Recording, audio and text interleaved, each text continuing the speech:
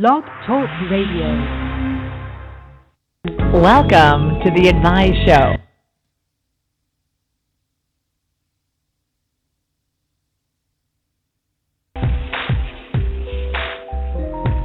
Welcome to Advice Show Radio, the station that brings you intense discussions about the hottest topics.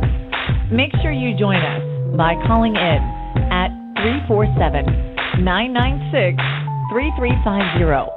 Now, here are your hosts, Gabriella and The Advice Show. What's going on, everyone? It is Thursday night, and appreciate everyone joining the show. Tonight's topic is Selma 50 years later.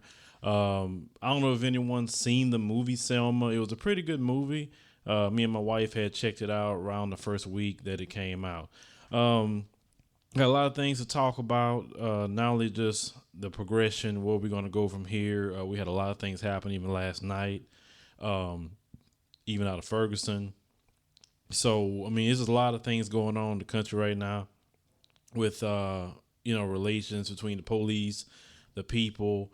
But, it's one song I was listening to and I was thinking about it, when it comes to all this stuff with the people, whatever. And it's actually a dude from Houston, artist by the name of Roderick Vaughn of Music Game Music Group. Shout out to Danny Boy and Chucky Orbis. Check them out if you get a chance. But it just fit where I'm gonna go with this commentary before I get started. So let me go ahead and run actually some decent music for a change, because some of these new rappers that come out, they ain't got no good music. So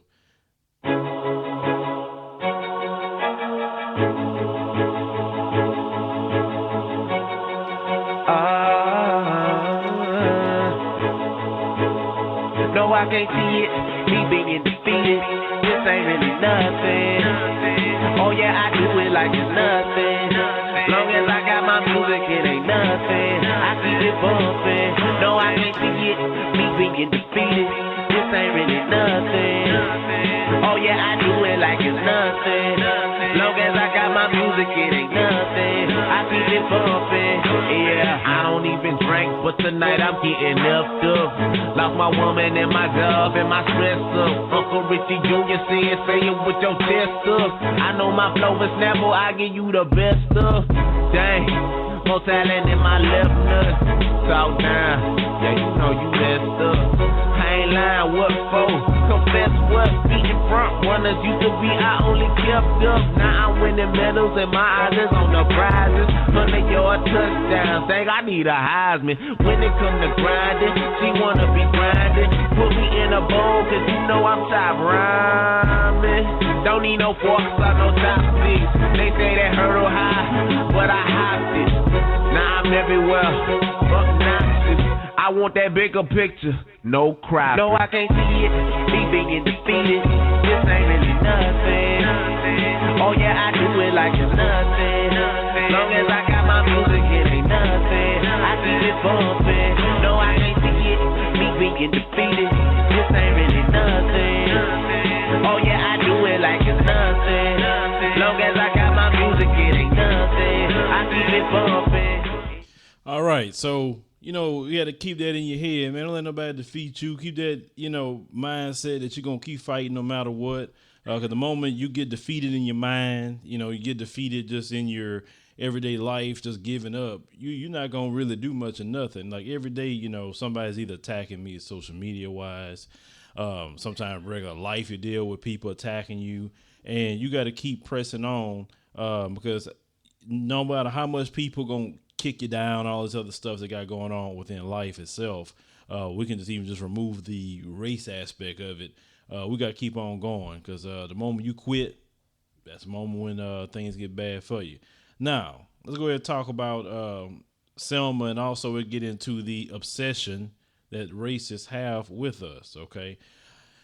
The brothers and sisters back in the past at Selma, they was fighting for our rights and fighting for us, to vote. And voting is very important, but unfortunately, there's a lot of people within the community feel that voting does not work. I always tell people this, especially in the black community. If they fight you the most on one thing, that's the thing you need to do the most. Black people fought and died for the right to vote. Many of them did. and also we could not have guns. And it's these two things, black people need to be responsible, legal gun owners, and every black person needs to be registered to vote. And you need to understand the way things work with politics. These people that have these jobs, DAs, judges, your senators, Congress people, whatever, they're not permanent jobs. They are elected officials.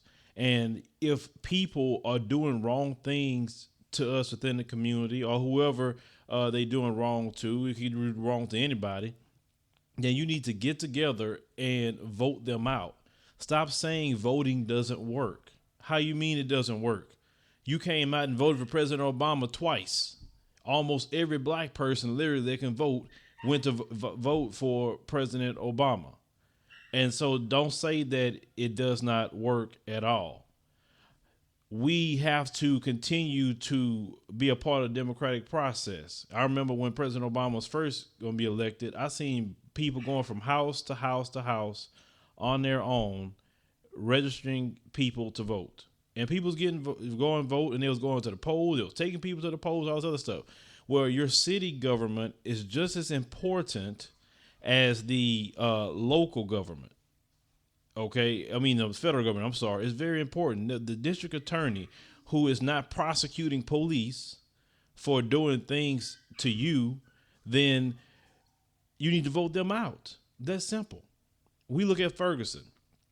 Now, if it wasn't for the Department of Justice report to come out, it'd still be business as usual in Ferguson. But due to this report, the police chief resigned, the city manager resigned, the judge that was doing all those cases, he resigned. All these people, heads are rolling now because of this report. But the people been saying all this stuff is going on, but understand all those people, most of them are elected officials. Now, if Ferguson is 67% black, why is it that it's not leadership of black people?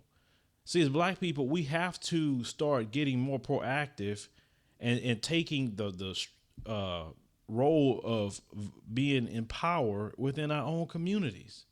I mean, we still are doing the exact same things, and yet we have the opportunity to be in leadership. Them brothers and sisters on Bloody Sunday were terrorized by the police. Understand something, the police has always been an agent of terrorizing us, no matter what. Like I stated in my video, the Ku Klux Klan was not on that Edmund Pettus Bridge. It was the police. And the police is still doing stuff today. And anytime that you say something about police, like in my videos, I'm always say, I'm not against police. I'm not anti-police. I'm against corrupt police. I'm against racist police. And it seems that some, and I say some, not all, within the white community will jump up and say, try to defend them. And even though they hear me saying something about the behavior, it's like it's something in some of them, not all, to defend white folks no matter what they do is wrong. They know good and well what they did was some discrimination.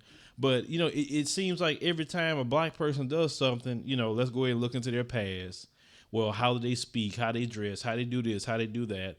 But yet you have white kids and do the same things, dress the same way, listen to the same music, but yet it isn't responded to the same way, especially when it comes to crimes. And this is what I'm trying to convey in my message.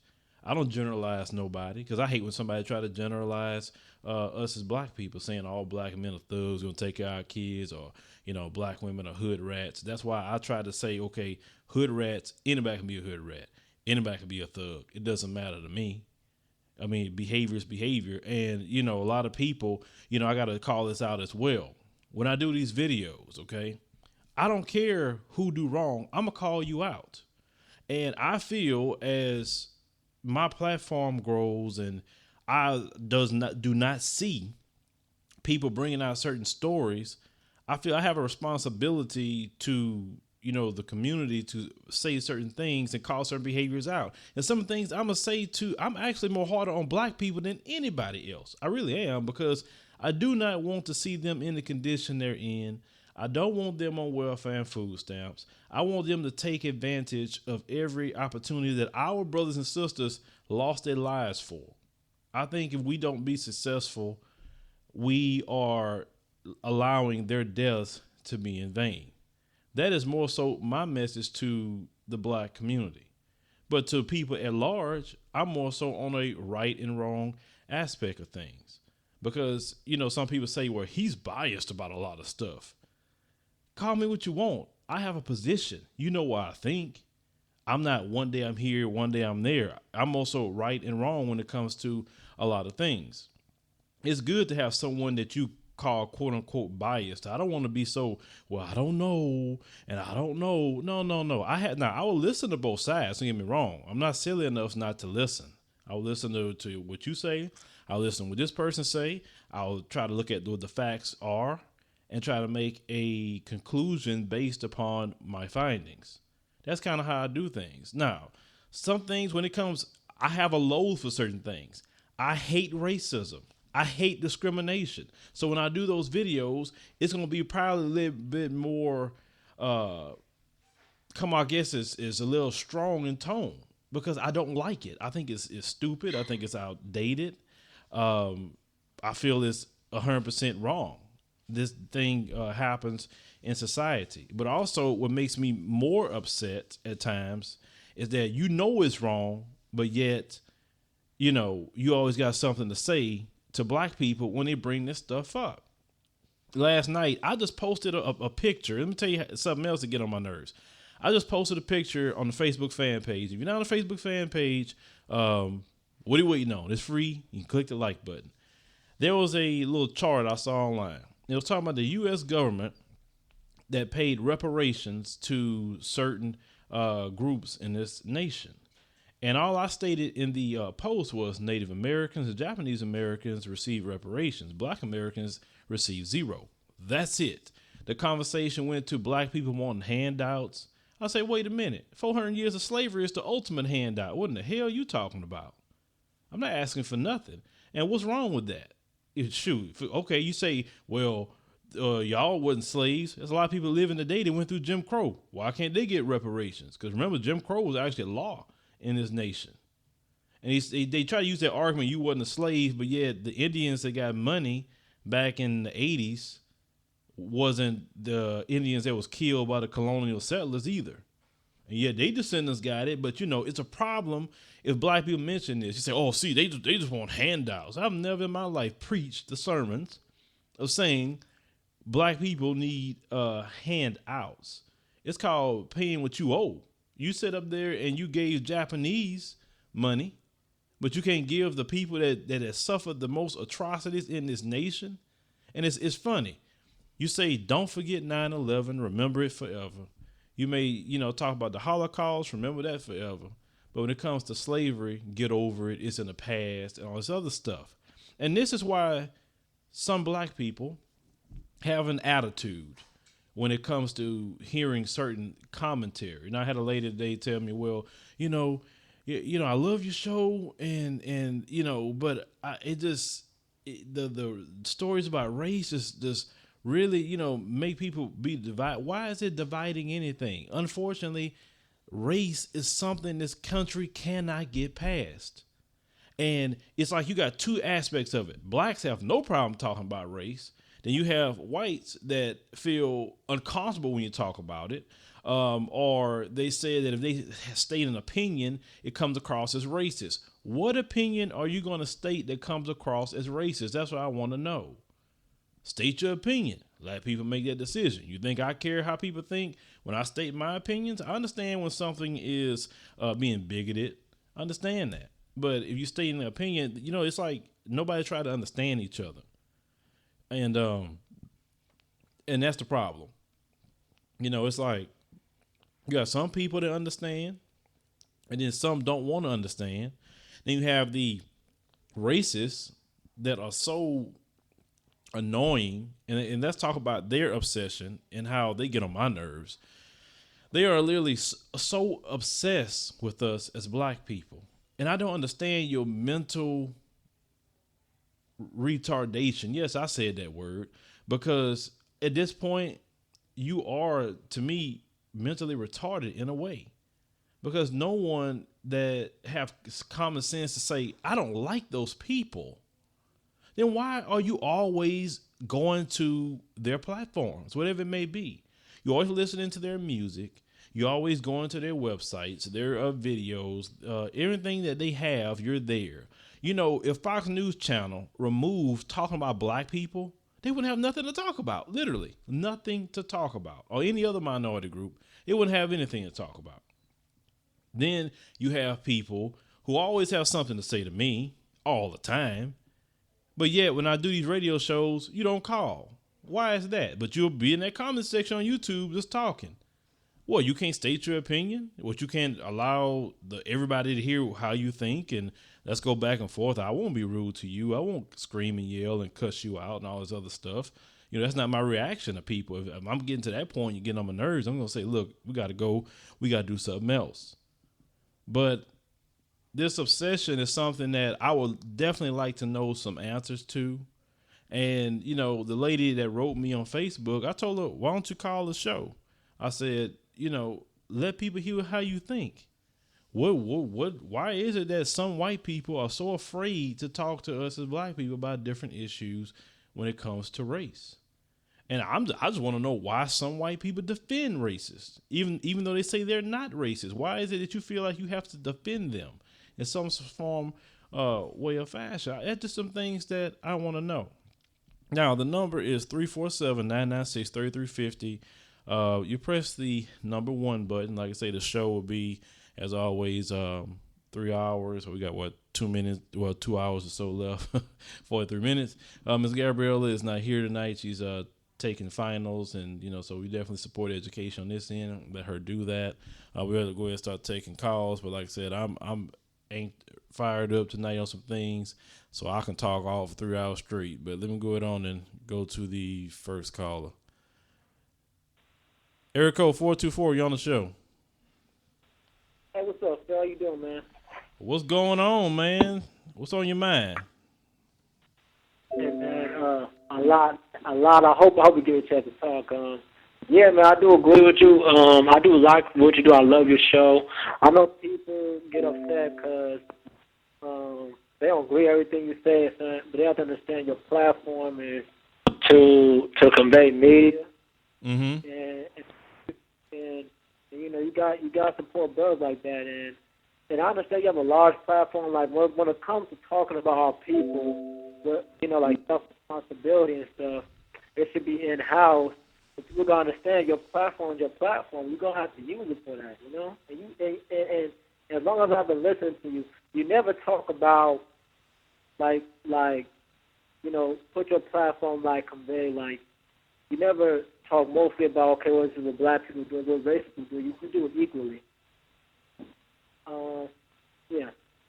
Another thing about because I didn't see the movie, Selma, but you know, I know the history. People got to understand that how important it is to voting, because people got to understand, even before Selma, black people, if you look at the history, it was hard for us to vote to get to that space, because of the laws that are put in place. You know, even people forget, even after slavery and after we got the 15th Amendment, they stopped us from voting. Mm-hmm. And it took years and people can look at history, Google the Compromise of 1877. From that time on, you had home rule. You had home rule like the Compromise in which Republicans, who were supposed to be progressive at that time, and Democrats, close the doors and stop Reconstruction to give the state back to power to govern their own state. So you're gonna give a bunch of races that power. What laws do you think they're gonna make? You know, mm-hmm. and it's been on ever since. They made poll taxes. They made grandfather clauses that said if you or your grandpa or you was able to vote before 65 or 67, you was able to vote, you know, and they had literacy tests. So people gotta understand, man. It's you got, you know, people understand. Like it's been a long road to vote. It's not just African American history. Our struggle. This didn't stop in started in 1960. It started way before that. We can even go back to the beginning of this country too. Yeah, we need to organize, man. And I think the best thing that African Americans get into is the NAACP. And these guys, and I know it may seem, some people judge them, they say, were they progressive or not, man. You got to do like the FBI did to the Black Panthers, how they infiltrate the Black Panthers, well, every black organization infiltrated them. You got to infiltrate the organizations in your community and radicalize them, man. Well, yeah, I mean, I understand. We definitely need to, like I stated earlier, need to vote. And, we need to fix our issues, within the community. Now, some of these organizations like the NAACP, the National Action Network, the Urban League, and so on and so on, a lot of younger people, that we see protesting today aren't really going that route. They starting their own, like, the Black Lives Matter, or, they teaming up with Anonymous and all this other stuff. So the younger people are doing something totally different than that structure, because, that structure is something, I guess, kind of still stuck in the past a little bit. And until these, like the NAACP and the Urban League and National Action Network and all the different, get some more younger people, younger faces talking, then that's probably going to, attract the younger crowd to those organizations. But they haven't really figured that out yet, at least from what I see. So, we need to fix not only, the issues about a government entity doing things to us, which is the police. And that's why, some people, they want to say, what about black on black crime? And I'm like, well, what about white on white crime? I say 90% of the crime that happen to white people are about other white people. I say you should say it's racism that they don't talk about the epidemic of white on white crime on the news just by blacks. I mean, you should bring that up. I think that would be a legitimate argument for them to bring up. And yet we don't own those stations that report those news. We don't.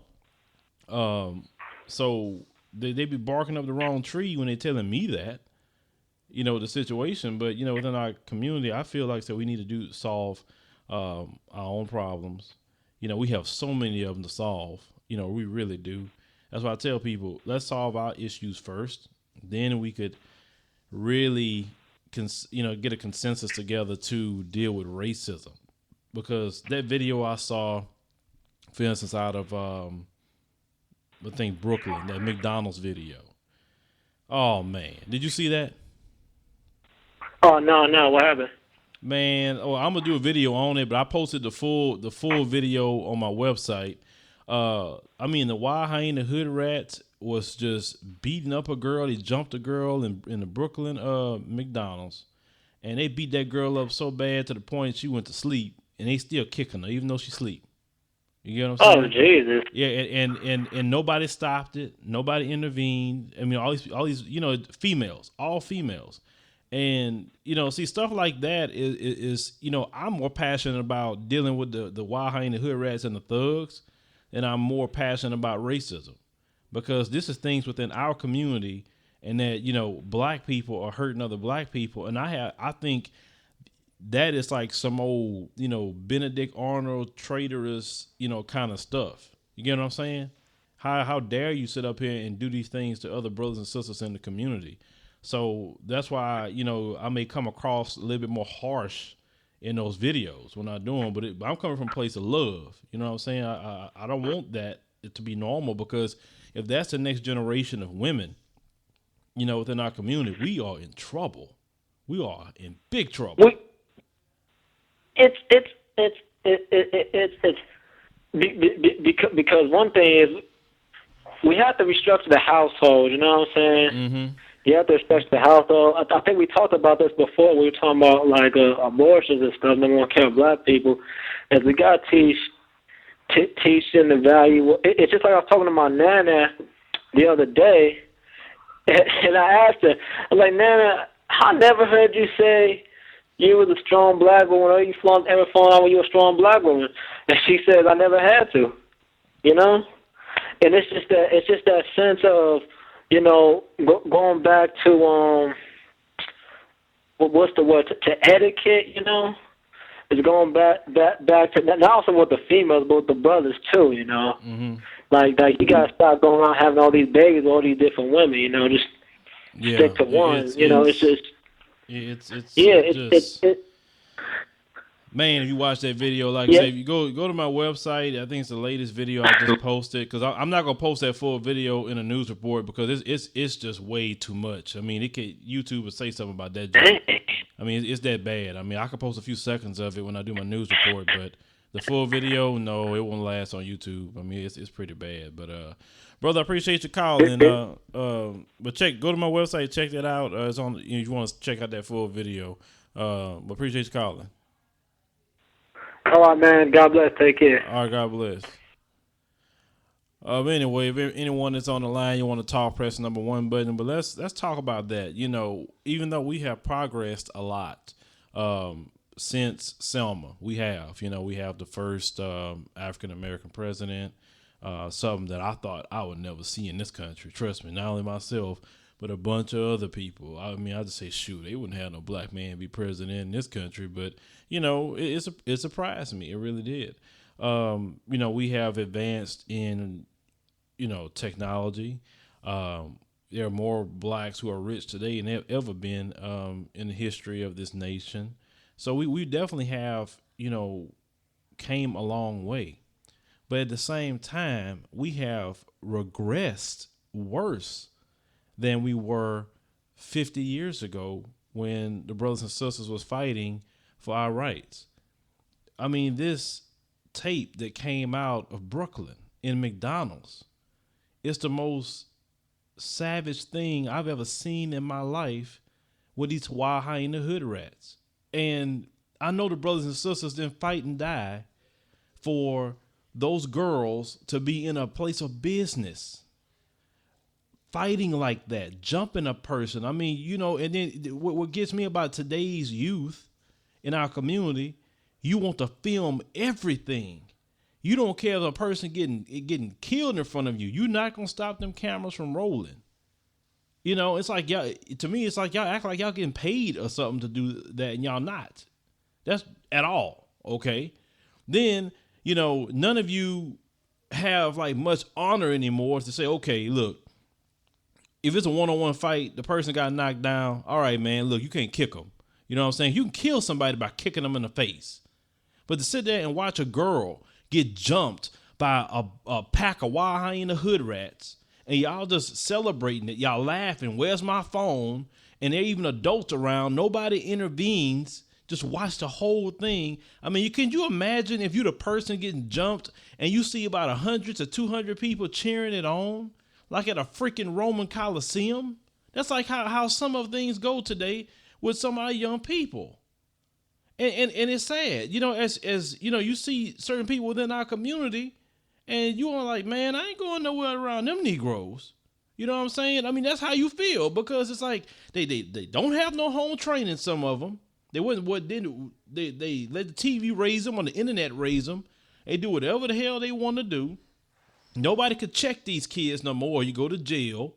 You know, you tell a parent about their kid, they want to fight you. They want to support their kid being a hood rat and being a thug. Is this what the brothers and sisters fought for 50, 60 years ago? That's why they got bit by dogs? Is that why they got water hosed on? I mean, seriously. I know they didn't do that, go through all that for y'all to be doing this crap. And you on the front page of the freaking paper. And I even posted that on Instagram. You ever seen the front page of that paper? Look on my Instagram. Advice Show Media is the name of on my Instagram if you're not following me. It's sad. And the big thing it says on there is savage. And you can't even say it's racist, because if you've seen the video, it is savage as hell to beat a girl down like that. I mean, what is going on with some of the young black girls in our community? It's like you see red. It's like some of you just full of the devil and you can't turn it off. And then you get a kick out of that stuff. Why don't you go to get with Dana White and MMA and go fight for him and make you some money if you want to fight like that? No, but you won't do that, because you actually going to have somebody to fight you back and maybe bust your head open. You're not going to do that. You know, go be a boxer or something. You know what I'm saying? That way, if you love to fight, there's professions for that. I mean, but it's just sick. I mean, if you haven't seen the video yet, like I said, I'm going to do a video on it. But I won't show the full video whenever I do it. It's on adviseshow.com/pack of wild hyena hood rats is the, of course, with the spaces in between is the link. I mean, because this is just ridiculous on that video. And I know brothers and sisters did not go through the tear gas and all the other stuff just for that to happen. Let me take the next call. Area code 857, you on the show.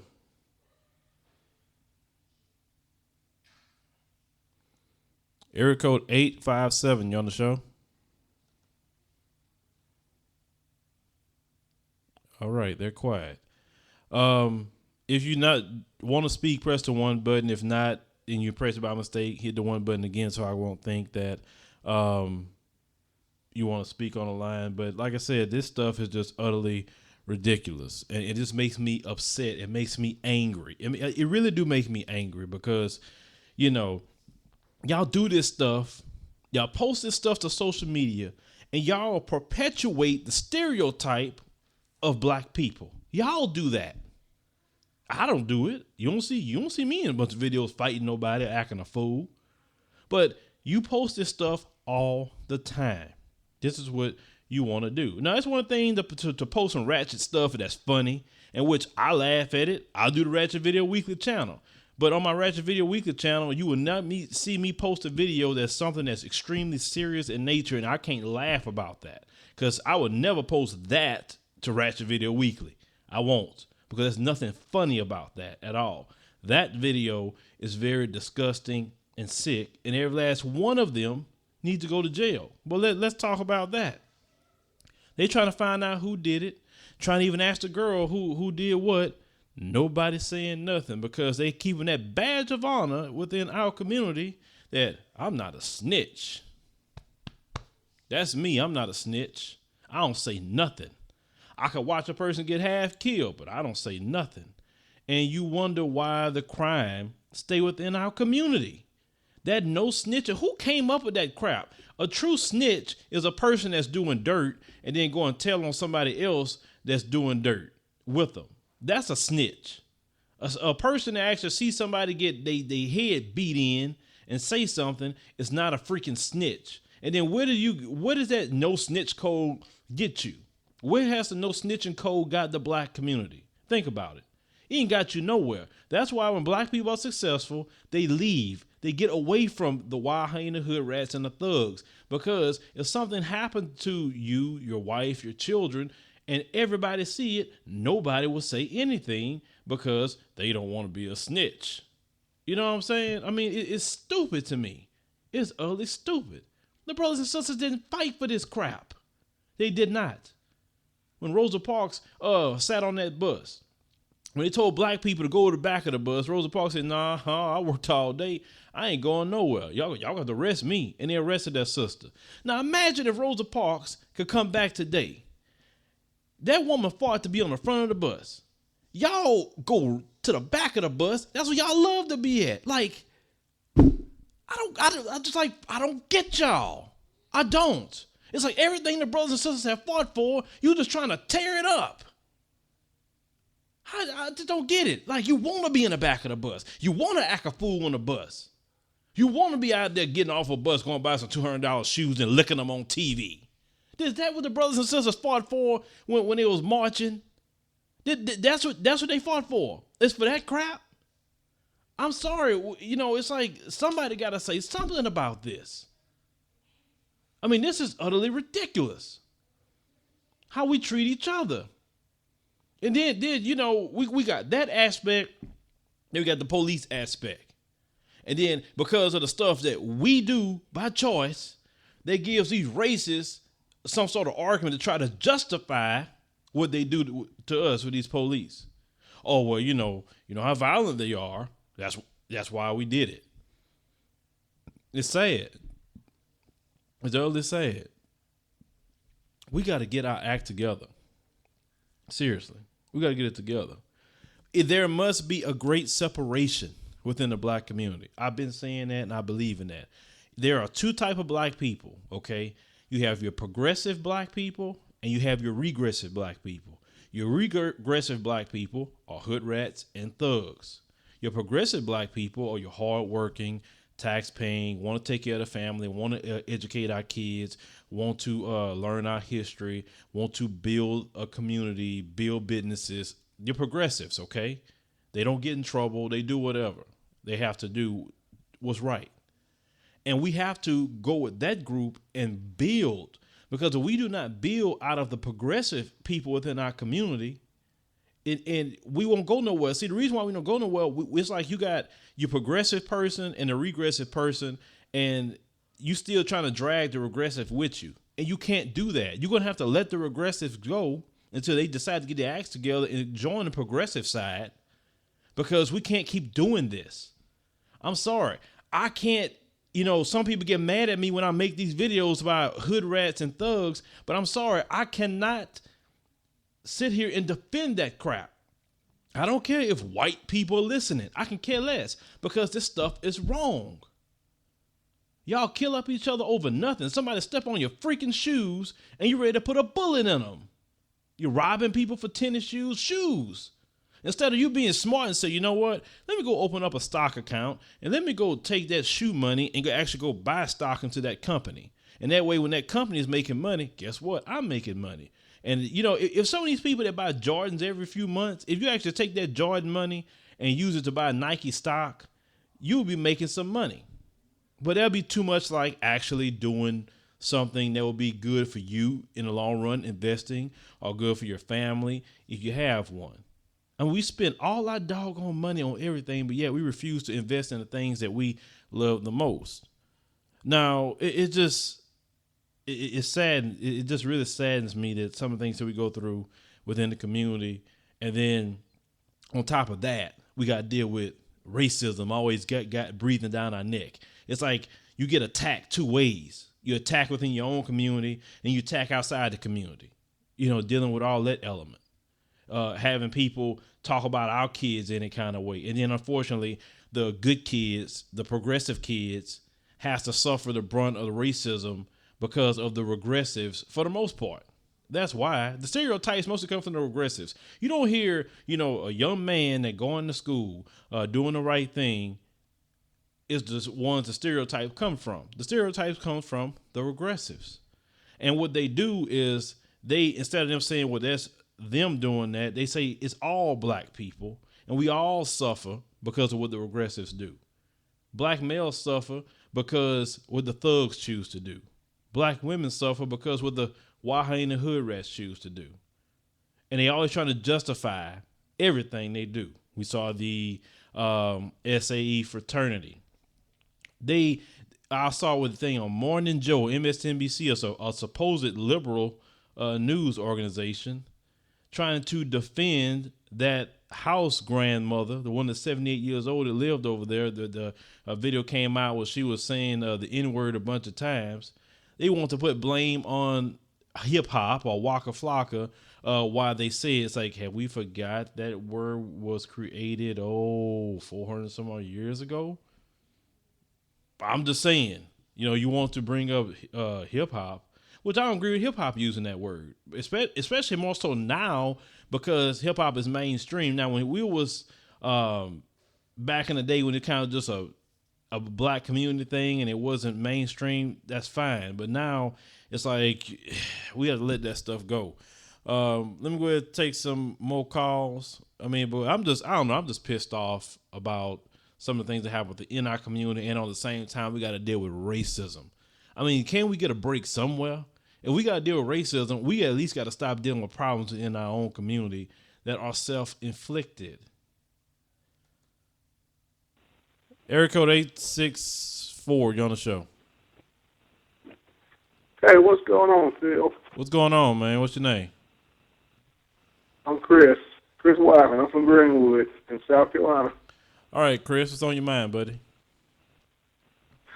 Yeah, I heard three white folks said something racism in the month of March.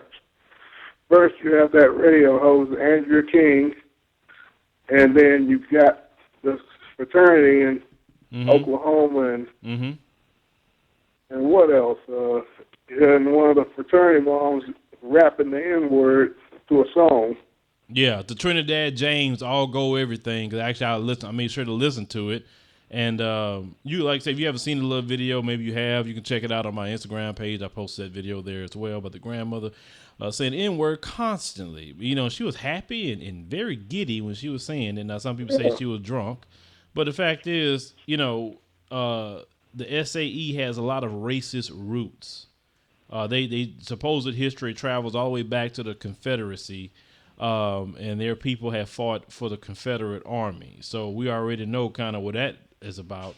And what people don't realize about that song they were singing, it wasn't random. They knew that song. It was something they rehearsed, they practiced. They wanted to make sure they say the N-word just right. I mean, they made sure they hit their syllables right. I mean, this was like a choir anthem for them.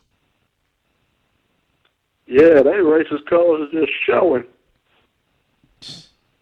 You know, and this is no, but this is go back. But let me tell you something. But this is go back to what I was saying about that obsession with us. Fine, if you don't like us, cool, no problem. I really don't have a problem with somebody saying I don't like black people. Okay, just stay away from me and we good. I ain't got nothing, no problem with you. I won't go to your house. I won't go to nowhere you're at. That's at least personally yours. Now you can't tell me to go to the grocery store or something because you're there, but. You know, I mean, it's no big deal to me. I'm not the type of person, why you don't like us? No, I don't care about all that. I really don't. But my thing is what I'm saying, the obsession with us is that you'll sit here and sing a song talking about hanging black people from a tree, but then you want to invite Waka Flocka to do a performance for you. I mean, it's like a sick obsession.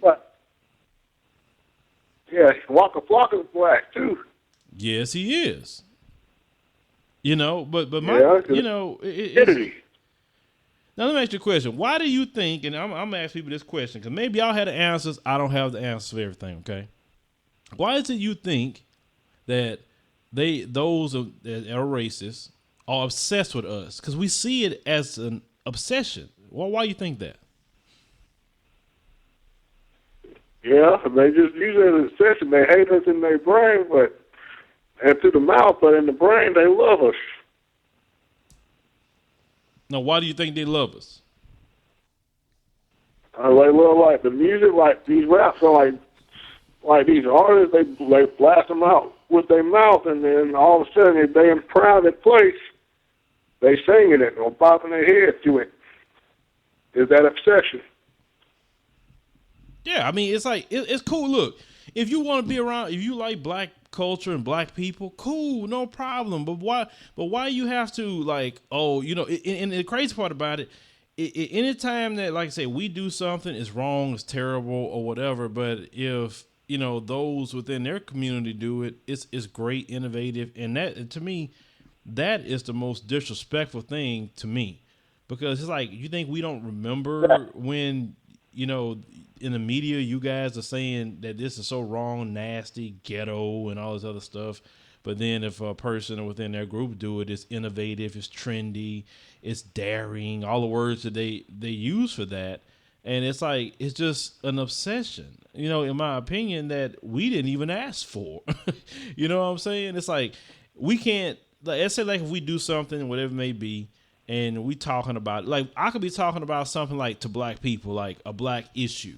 Not something like that everybody deal with, even though the issue we deal with, everybody do deal with. But let's say I'm talking about the issue of violence in our community, or talking about what those girls done in Brooklyn. Okay, I'm talking about that, right? And guys of our community, they will still come to those videos and try to input themselves into that deal.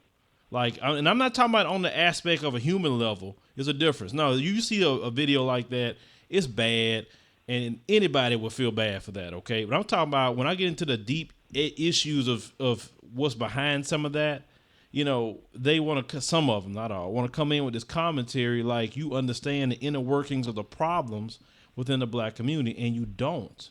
Matter of fact, most people don't care. But you know, as black people, we don't go interject ourselves into their issues. We really don't. I don't go to Stormfront. Yeah. I don't go to David Duke. I don't go to any white nationalist page and tell them, why are you talking about black people like that? Why are you talking about trying to keep your race pure and all that? I never do that because, hey, I feel that's their right to say what they want on their pages. And I don't belong there because they don't want me there. And I'm cool with that. But yet, they always coming to my page. No, so explain me that. Why they always coming to my page, brother? Just, I don't know, just to blast you out, give you hell. I feel for you. That's what they do on social media, give people hell. Mm-hmm. Yeah, you heard about them 2 cops got shot in Ferguson? I heard about that. And I was gonna do a news story about that. You know, and this is my thing about that. I feel that's bigger than what it is. And let me tell you why. Every time the protesters are doing something peaceful, something gets jumped off mysteriously. And I can lead you on this. When the protesters were getting peaceful at one point in time, they burned Michael Brown's memorial in the middle of the street. Remember that? Yeah, I remember that. Okay. Then it got turned up again. Then one of Dorian Johnson's friends, the Mike Brown's friend, he was killed mysteriously, shot in a car. You remember that? Yeah, I remember that. Okay, it got turned up again. Okay, pay attention. Then, you know, we had the court case that happened and all this other stuff that he would let Darren Wilson let off, got turned up again. It finally calmed down, whatever, okay? Now, the people out there protesting, heads are rolling in Ferguson, people getting let go, people resigning. Then mysteriously, some gunshots just ring off and shoot 2 police officers. Now, in my mind, somebody is trying to incite the police to just start firing on protesters. That's what I'm really believing. They want that community to be at war, literally. I'm telling you, somebody's agitating that. It's us against them kind of thing. I mean, like I said, just stay out of trouble, stay out of dangerous places and dangerous people, and don't let them cops in your house and call them if you need to if it's a real emergency. Don't just 911 hang up and stuff, because you never know what some cop gonna do. Yeah, that's true. I mean, now when it comes to the police officers, you know, I mean, I kind of read a report that, you know, one of them was okay, and he was gonna be released from the hospital. I think the other one was in serious condition. I think one had got shot in the shoulder area, and another one got shot, I think, somewhere in the face. And you know, there's no way I would even support that. There's no way I would say that's right, because I'm sorry, I tell people, you can't say, well, it's right if it happens to the police, but it's wrong if it happens to a citizen. I mean, my position is still the same. I don't agree with everybody just shooting people like that. And, you know, the cops that got shot, actually, they weren't even Ferguson cops. They was from surrounding areas that was helping out with crowd control. So they're shooting at cops that had nothing to do with the situation in Ferguson. That's what I'm saying. You know, you're targeting people who had nothing to do with it. And even if they did target the right people that had something to do with it, that's not the way to go, because that's not going to end well for you. Like, you saw what they brought out on you. You saw what they brought out on you the first time. Now, what if they'd have started really just shooting at you? You know what I'm saying? It's not like you out there with the same arsenal with them. You know, it's just not gonna work out. Yeah, it's an eye for an eye for them, it seems, and 2 for 2. You know, I just feel that stuff is being. And then I saw Fox News Channel this morning. I was in the gym, and I looked at. Do what? I said I had to turn a little bit of it too, but CNN one thing, I switched this and I said, let's go to the racist network, Fox News Channel, that everybody gets. Yeah, Fox News. They had a caption, good guys. It said good guys shot in Ferguson. And they're talking about the police. They call them the good guys and all this other stuff. You know, and I'm like, that Fox News Channel, boy, they are just so crazy, man. But I look at it from time to time just to kind of know what's going on over there, you know, but I don't really fancy Fox News Channel all the time. I just can't stomach the stuff they say. I mean, it just even the Yeah, looks they have in Bill their O'Reilly. faces. It makes me want to punch the TV screen if I see Bill O'Reilly on there. Yeah, I mean, you know, it's just, you know, but the dude that owns it, hey, you know, if he supports what go on over there, they can just about say, they just about the only network they can say whatever they want. And they don't have to worry about getting in trouble, you know, at all. You know, so I guess that's good for them and their jobs or whatever. But, yeah, because Bill O'Reilly used to be on Inside Dish, and I liked him then. all right, well, brother, I appreciate you calling. Thank you. All right. Yeah, about Fox News Channel. You know, some people say, why you hate Fox so much? You always talking about Fox. Yeah, I'm always talking about Fox News Channel because I tell people, you don't believe me about Fox News Channel and who watch that channel, get on Facebook, go to their page, and just don't look at the stories. Just go look at the comments. Anything that has to do with anything with black people that's involved, either protesting or whatever, okay? Just go look at it yourself. And last time I made a mention of this, people was like, wow, man, you were right. Yeah, go look at the comments. It's like a haven ground for racists. They love Fox News Channel. I know this. So, and then, you know, you got people like Larry Elder, who, I mean, he has venom for black people. He black. My thing is, how is it you black yourself, but you just hate black people so much? I mean, you hate them. I mean, I don't understand that. I mean, I think Larry Elder hate black people more than a Klansman. I mean, that's how much, you know, hate he. I mean, anytime something happens with black people, he's the first one to open his mouth. Larry Elder. And, you know, like I said, I made a video at Larry Elder one time because, you know, we had a short exchange on Twitter. You know, I said, but I would love to talk back and forth with him because you're like, he's an idiot, Larry Elder. And who's that other one that's on there? Jesse Lee Peterson. He's another one. I mean, boy, as long as you a shoe shining coon, they love you to death. You got your white gloves on and saying, yes, sir, boss, I dance for your boss and everything else. That's why they get paid and have these type of jobs at Fox News Channel. So, yes, every chance I get, I'm going to take a dig at Fox News Channel because I know how dangerous Fox News Channel is when it comes to, like some say, race baiting, because Fox News Channel is the biggest race baiter, which I hate that freaking word, that they have out there. I mean, who created that crap? Race baiting. What is race baiting? Because every time that I hear someone say the term race baiting, it's when you put out a truth that they can't refute, they call it race baiting, because they will call you a liar if you was putting out information that they were lying about it. You know what I'm saying? But every time, like even with me, nobody can say he's lying about what he's saying in his videos. He's making stuff up. He's pulling stuff out the air that's not even there out of this story. No, he is a race baiter.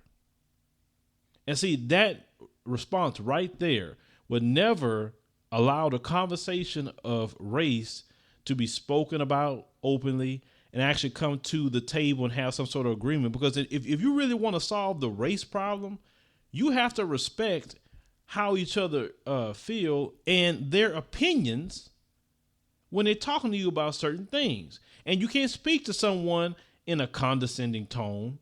You can't speak to someone as if they don't know any better or telling them they don't know any better. You got to speak to each other with respect if you really want to solve a race issue.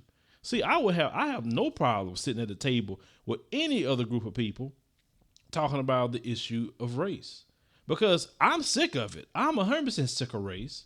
I'm sick of all the stuff that go along with it. But yet, when I try to say, okay, I'll move away from that topic, it comes right back up in the news cycle. You know, because, I mean, I think the black and white thing is real old to me half of the time, but you got to deal with that issue because it keeps coming up. And because I'm willing to talk about that issue, you know, it doesn't make me the most popular guy all the time. You know, if I remove the topic of race, politics, and religion, shoot, man, I probably can be double or triple of the amount of viewership that I have right now. So I just want to cover all subjects. I'm not afraid to talk about nothing, because when you get afraid to talk about a subject, it limits you, and people know that. Say, oh, well, you'll talk about this, you won't talk about that. I had a guy today send me a message saying, why don't you talk about that story that had a white teen get shot by a cop, I think a black cop or whatever, in Utah? And and my response was, why don't you talk about it? And then I thought about it. I said, wait a minute. I did that video 6 months ago, and I sent him the link. Like, I don't care about this. I don't like police brutality. I don't care what it happened, to what grades of people. I don't really care about all that sort of thing. But every time when it happens to a black person, and we had about 3 brothers that got killed in 4 days, unarmed, every last one of them was unarmed by police, and we don't supposed to talk about that and say, wait a minute, we don't see like black guy, white guy, Hispanic guy, Asian guy, all we don't see like a mix. We always see black guy, black guy, black guy, black guy, black guy, black guy. We have to bring that up. Let me go ahead and go to another call here. Erico 44, you're on the show.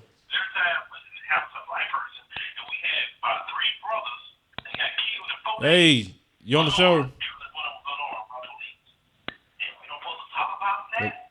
Hello? All right. Well, we're not going to sit up here and do that. If we, you press the one button and it says unmute, please be ready to speak. I'm not going to go through all that tonight. We're trying to run a show. But anyway, like I was saying before, we have to address these issues, unfortunately.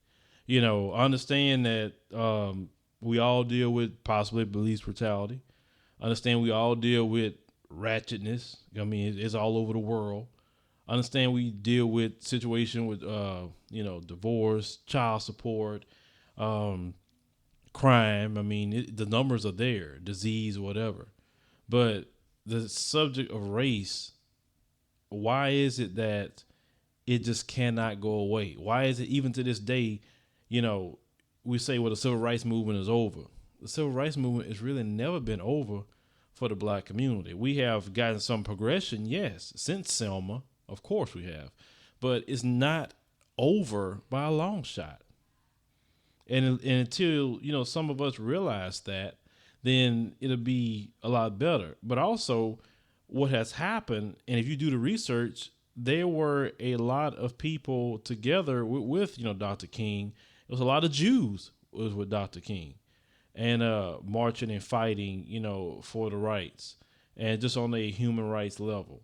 There was also some, white people as well. And we also noticed, just like even in history class, and I keep saying that, and I want to do that. We never talk about some of the white civil rights leaders who died fighting for the rights of black people. The history books don't even want to talk about them. If you notice that, they never bring them up when they talk about civil rights. They always talk about the safe people like Dr. King, but they don't bring up white people. Why is that? It's like they purposely don't include whites within the struggle of civil rights. And yet it is well documented that whites have been killed, Jews have been killed, because of fighting for rights or looking at what's right and what's wrong. I mean, we have to look at, racism. And when we talk about systematic racism, it's just not against blacks, but also they shutting out whites out of a lot of the history of this nation too. I say true history is tell everything that happened. Tell everybody's role in history. Black, white, Hispanic, Asian, Native American. Tell it all. Sure, you're not going to like what you're hearing. Of course not. But it's the true history of this nation. A lot of murder, mayhem, rape, killing, slavery, treaty breaking, all that stuff. But why don't you show about how everybody came together to fight against that sort of thing? But they don't want to show. That's why I say we need to educate, ourselves. Stop depending on the current school system to educate you. I mean, because you depending on them to educate you, they're going to definitely leave out a whole lot of stuff that you maybe should have known about within your history. And this are things that we should take a responsibility for within ourselves. We got these $600 to $800 phones with 4G LTE. We have unlimited data. We have unlimited calling, text, whatever. It's so easy to order a book. You could download a book to your tablet and read it just in your spare time. Get some sort of knowledge. Knowledge is power. And, when I'm doing my videos and researching a lot of things, I like to read on some things. I like to find out. And when you read, when people like the Bill O'Reillys of the world, or they act like they're so smart, want to come challenge you, you have something to respond to with them based on your knowledge. But if you can't respond to some of these people when they come to you because you have no knowledge of anything, then it's going to make you look stupid. You got some people that believe in some stuff and don't even know why. I mean, just because they heard their preacher say it, or just because they heard Reverend Jackson or Reverend Sharpton or Louis Farrakhan say it. But yeah, they don't have no really true opinion for themselves on the issues that we're dealing with within the black community.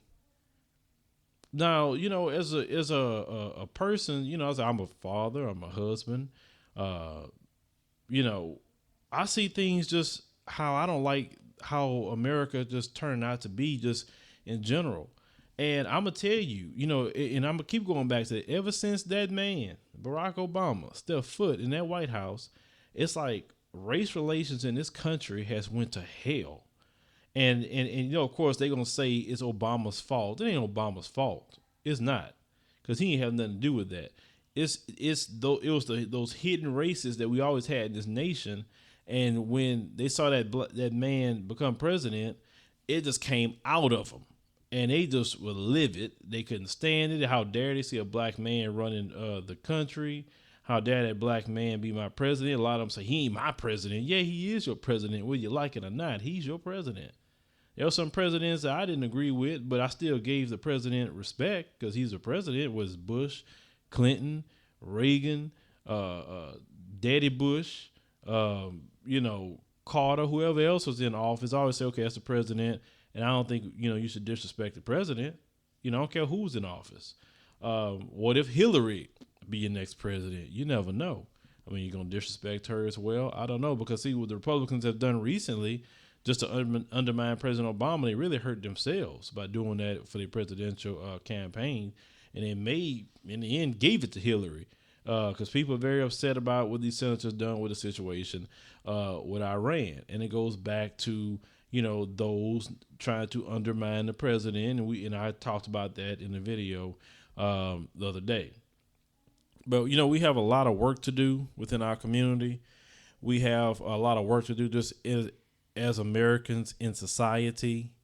And we have to realize that we have more in common than we have against each other. And it's better for people to get together because, yes, segregation was bad. Jim Crow was bad. And at least in the aspect of the black community, segregation did hurt the black community.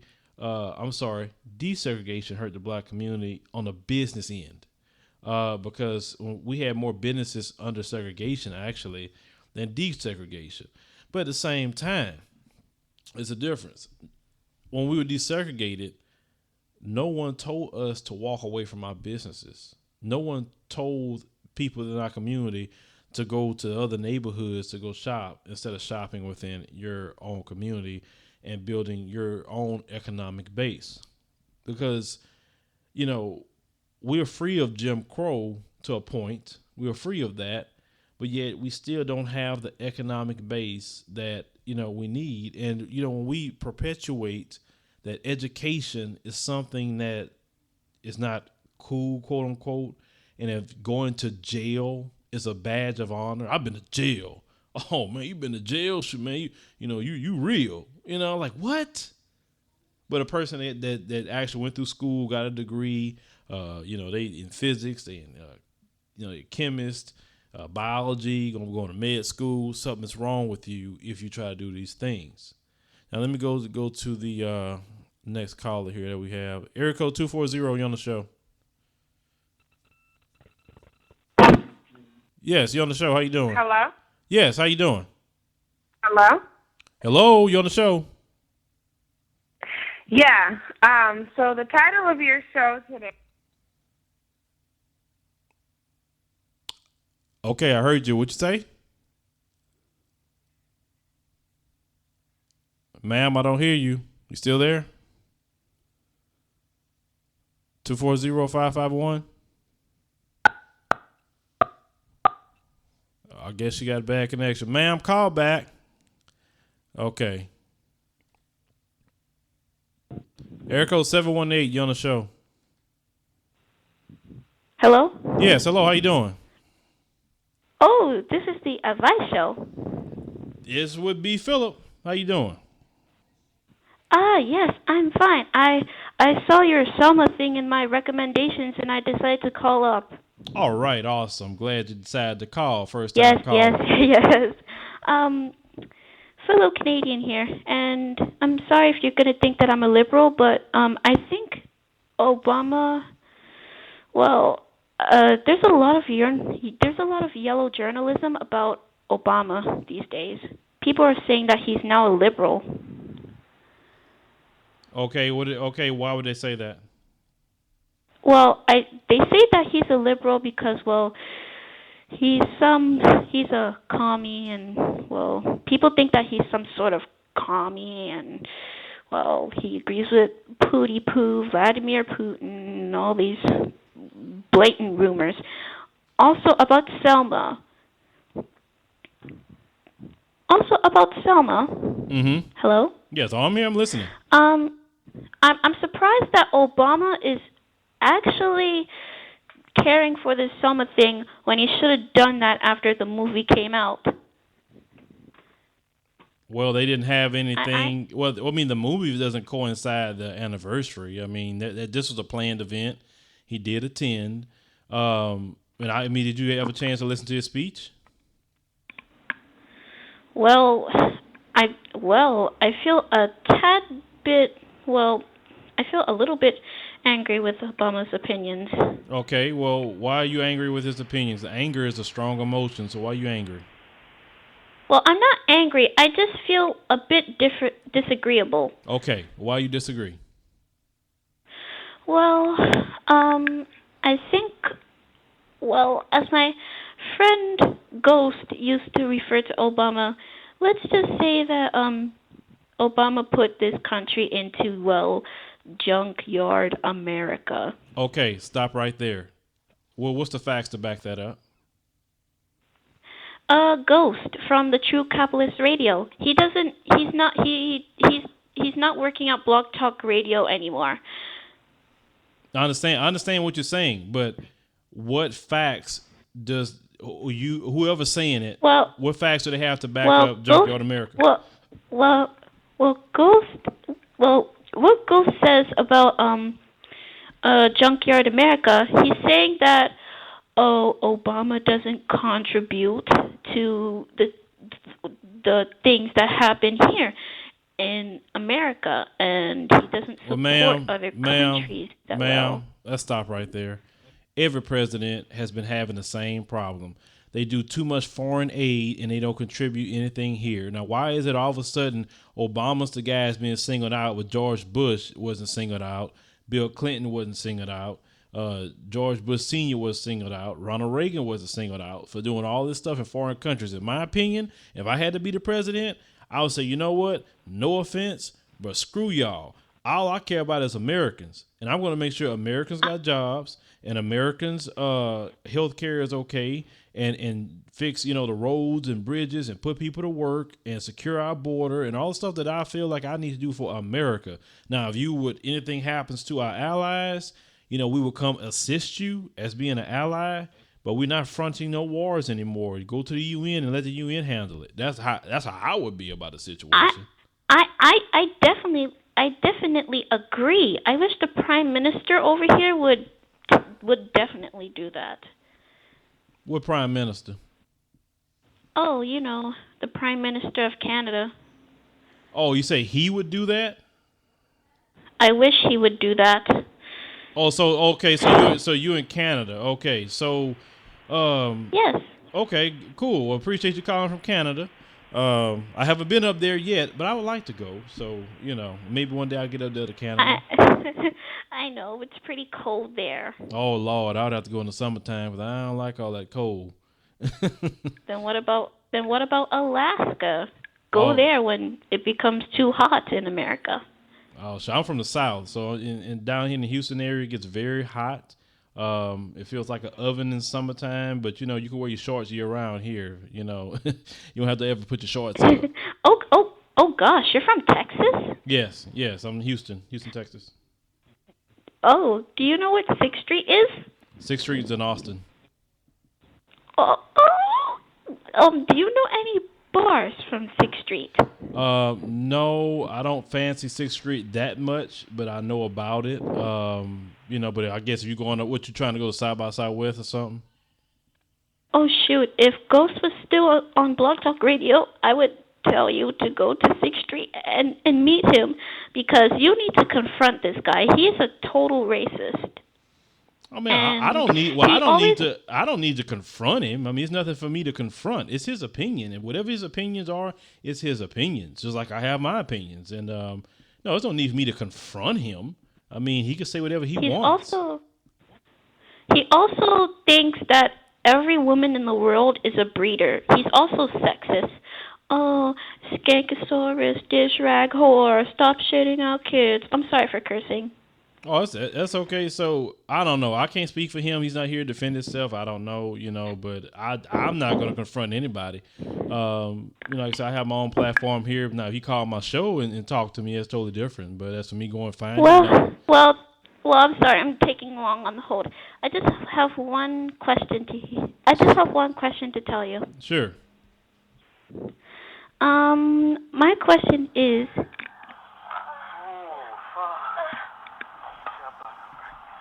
can you please suck my dick, please? Please, someone.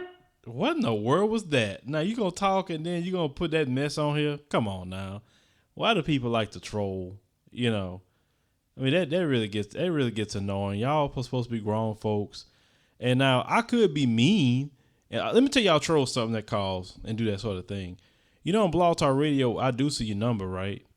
I was letting you know that. So don't troll, because people control you too. So don't do that. I think people need to be an adult and handle things the right way. And you just actually make yourself look stupid when you do that, and give entertainment to my audience on YouTube and see that sort of thing.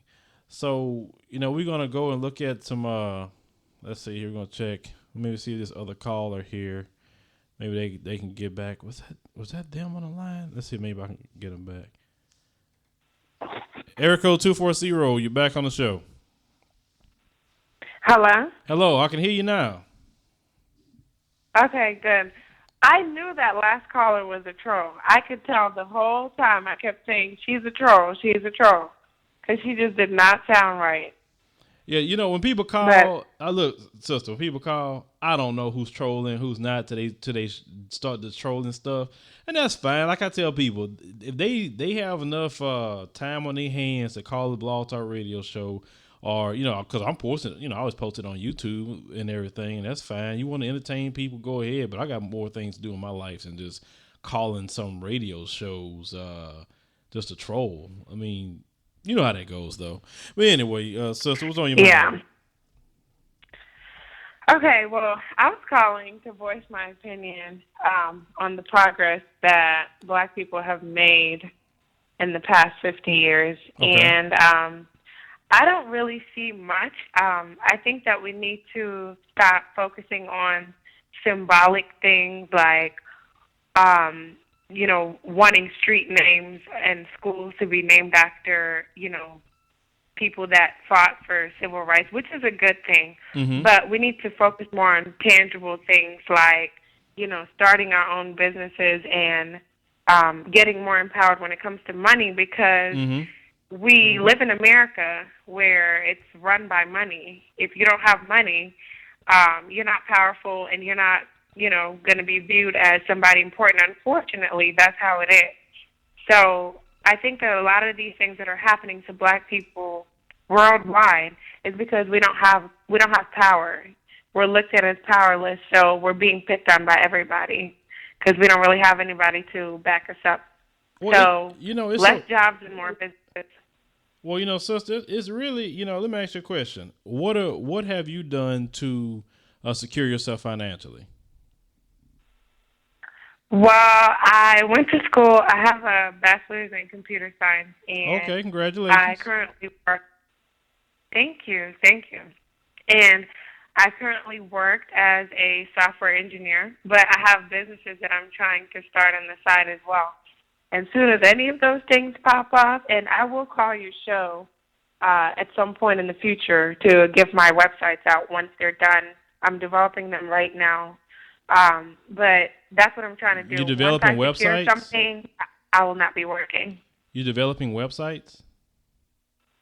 Yes, I have 2 businesses that I'm trying to get started up. Like I said, I'll call it in the near future to talk about those websites. I don't want people to go there right now and it's all janky and not done. But yeah, that's what I'm working on. That's how I'm trying to secure a financial base for myself, because I don't want to be in the rat race for the rest of my life. And that's the true freedom, is to have your own business. And it's a lot of work, but I'd rather do it for myself. You're right. That's the only freedom you're going to have is your own business. And you know, tell you something, you work for yourself 24 hours a day, but for somebody else, you're not going to do it. You can care less. Exactly. You know? Exactly. Because a lot of people, they're like, oh, it's a lot of work. You think just because you have a business, you're not going to be working. Of course I know I'm going to work, but I'd rather do it for me than to be working overtime making somebody else rich. Exactly. But where's Miss Gabriella? She's not there today? No, at the beginning of the show, Miss Gabriella is doing exams and stuff like that. And she's doing a lot of studying. So she told me that she could have done the show on the weekend, but weekend wouldn't have been good for me because, you know, I take the time with my family over the weekend and, you know, do some things with the kids. So I kind of, you know, can't do the radio show on the weekend. So that's why she's not here tonight. But but she'll be back next week. Like I said, you know, we all support education over here. But let's talk about the website thing. Like, because, you know, one of the things I got to get done this year, and I'm really trying to do some shopping around. I got to get my website redone. Completely redone, and you know, it has to be good for mobile, tablet, and also good for desktop for what I want, you know, to do. So that's why when you were saying something about you do websites, I mean, like, is it not WordPress, but what's the other website they have in that coding? Which one? Not WordPress. Cause see, like, are you talking about? Because there's a lot of websites that will host your website for you. No, like, I'm not talking about hosting. I'm not talking about a website, web hosting. You say you create websites? No, I could, but I work as a software engineer. But I could build you a website. That's not an issue, or maintenance your website. But what I'm saying is, I'm working on my own website right now for the businesses that I'm trying to start up right now. Okay, all right. And so are you go ahead. Having what are you interested in? Well, like I said, one of my projects for this year is to definitely overhaul my website 100%. Because at this level where I'm at now, I'm not. I guess I'm not happy with the structure right now. At first, I was just happy about just having a website, but now it needs to catch up with everything I have going on. So I'm definitely going to be looking to, you know, get my website completely redone. But that would have to be like a sit down talk, I guess, because, you know, I don't, you know if are you in Texas or something like that, or are you in another state? Oh, well, her call dropped. Okay, well, maybe she called back in. Yeah, guys, so I'm trying to definitely want to get adviseshow.com redone, and it is, you know, something that I just have to do, and then also I got to bring someone on board to do the posting for me because I get so busy, and, you know I need to do a whole lot more posting than what I do there on the website itself. So that'll be like a job or so for somebody that possibly I can branch out. And then, but also, you know, we have the crowdfunding right now, and if you're looking at the show right now in the live stream, trust me, I don't like the quality of what you're looking at right now at all. It get on my last good nerve. So we need a better setup, and that's why we're doing the crowdfunding for the camera, because I want it to be the same quality as what you're used to looking at on the YouTube videos. And so we're about 40% funded. And if you haven't, donated to the crowdfunding, help us out. Like I said, we got like 13 days to go. I'll make mention of the crowdfunding, in a video maybe so tomorrow. But the last 7 days of crowdfunding, you're gonna hear me talk about it almost every day toward the end of a video, because we, trying to improve. I tell people, a lot of people say they enjoy the show, enjoy the messages, everything that we got going on.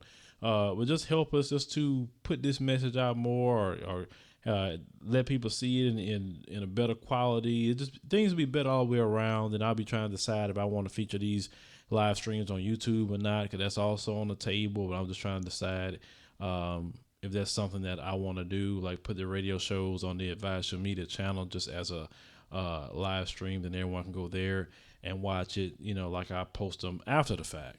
So, it looks like she's called back in. Hello, look, you dropped your call? Yeah, I don't know what happened. It just started ringing. Oh, I don't know. Yeah. But I was asking you, were y'all based in? Are you based in Texas? Yeah, I actually live in Dallas.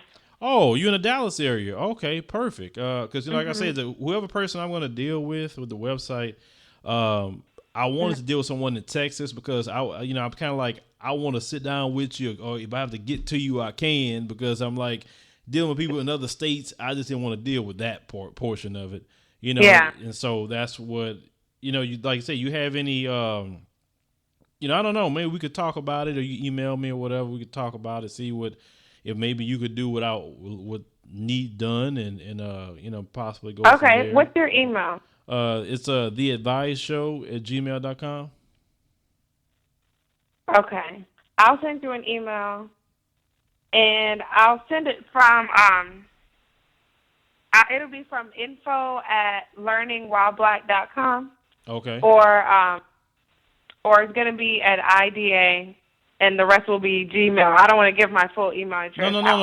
You don't have to do that. You don't have to do that. Just type in the header, something in the, hey, we talked on the show about your website or something like that, and I know who you are. Okay. Yeah, you ain't got to give out your email. Okay.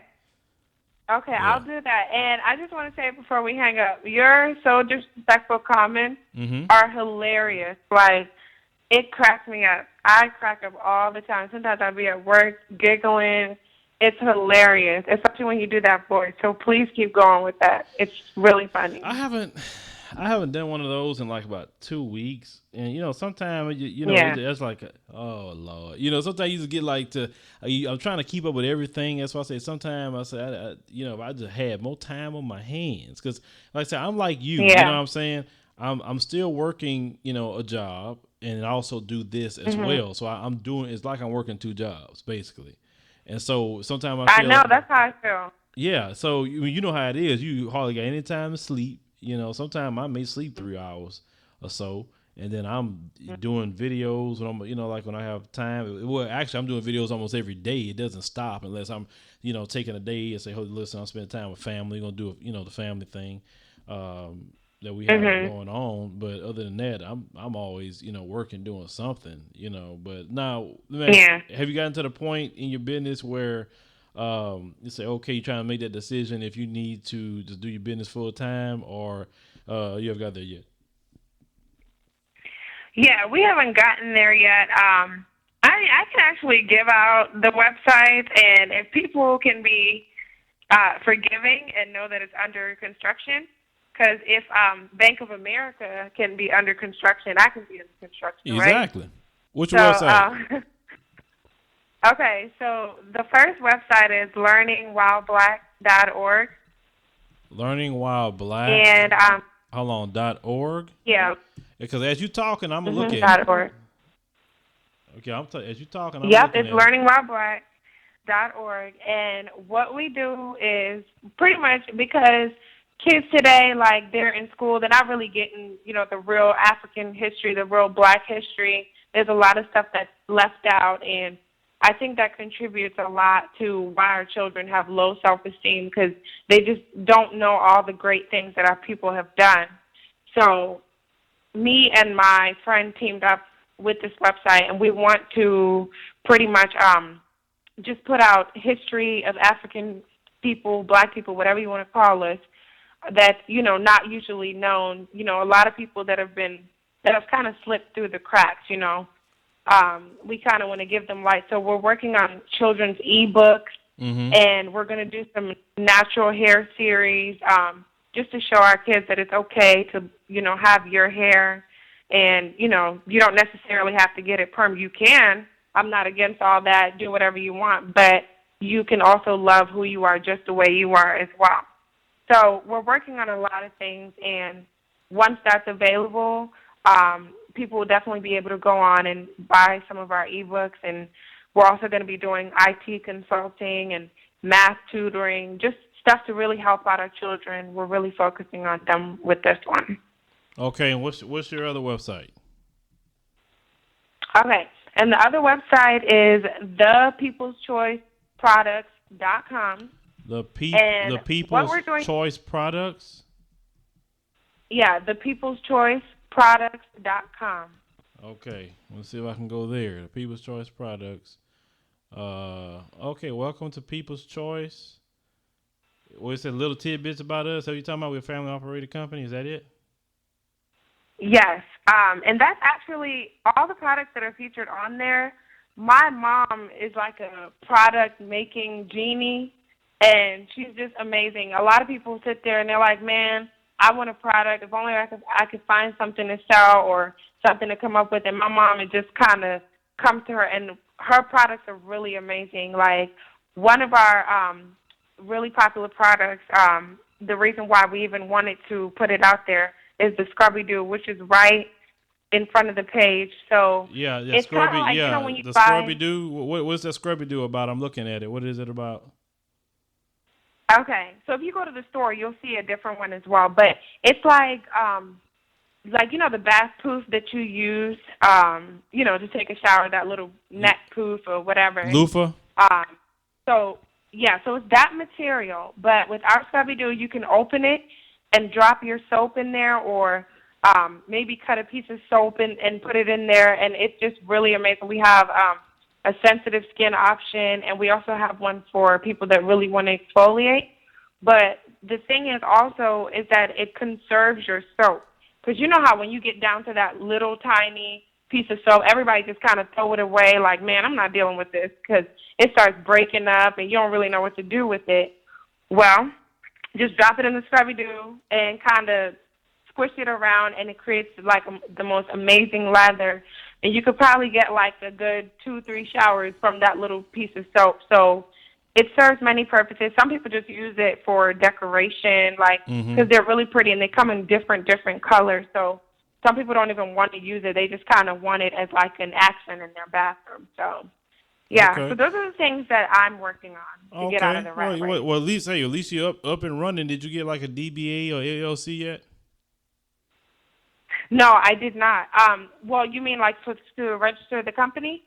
Yeah. I mean, like, you can go to your local county registrar in your area, and yeah, the company's People's Choice is actually registered in the state of Maryland, which is where I'm from, as you can tell from my phone number. So it is an LLC in Maryland. Okay. So we have everything set up, business accounts, everything. So now we just need to, I need to finish up the store, configuring it and everything. And then what I'm going to do then is we're going to really start marketing and really putting it out there. So that's why I didn't want to say anything, but hey, everybody can just go and look around. And once we get up and running, we'll definitely let people know. Okay. Yeah, good deal. Hey, at least you got something going on. That's a whole lot better than most people, because, a lot of people do a lot of talking. We need to start businesses. We need to do this. We need okay, well, what are you doing then? Like, what are you doing to start a business? Exactly. I mean, because you got to do something. We can't just talk about it, because, we do a whole lot of lip service in our community. We really do. We need businesses. Oh, yeah. We need infrastructure. Talk a lot. I'm gonna do this. You from the Dallas area, right? And nobody does anything. You from the Dallas area, right? Yes, I am. Okay. I live in Frisco.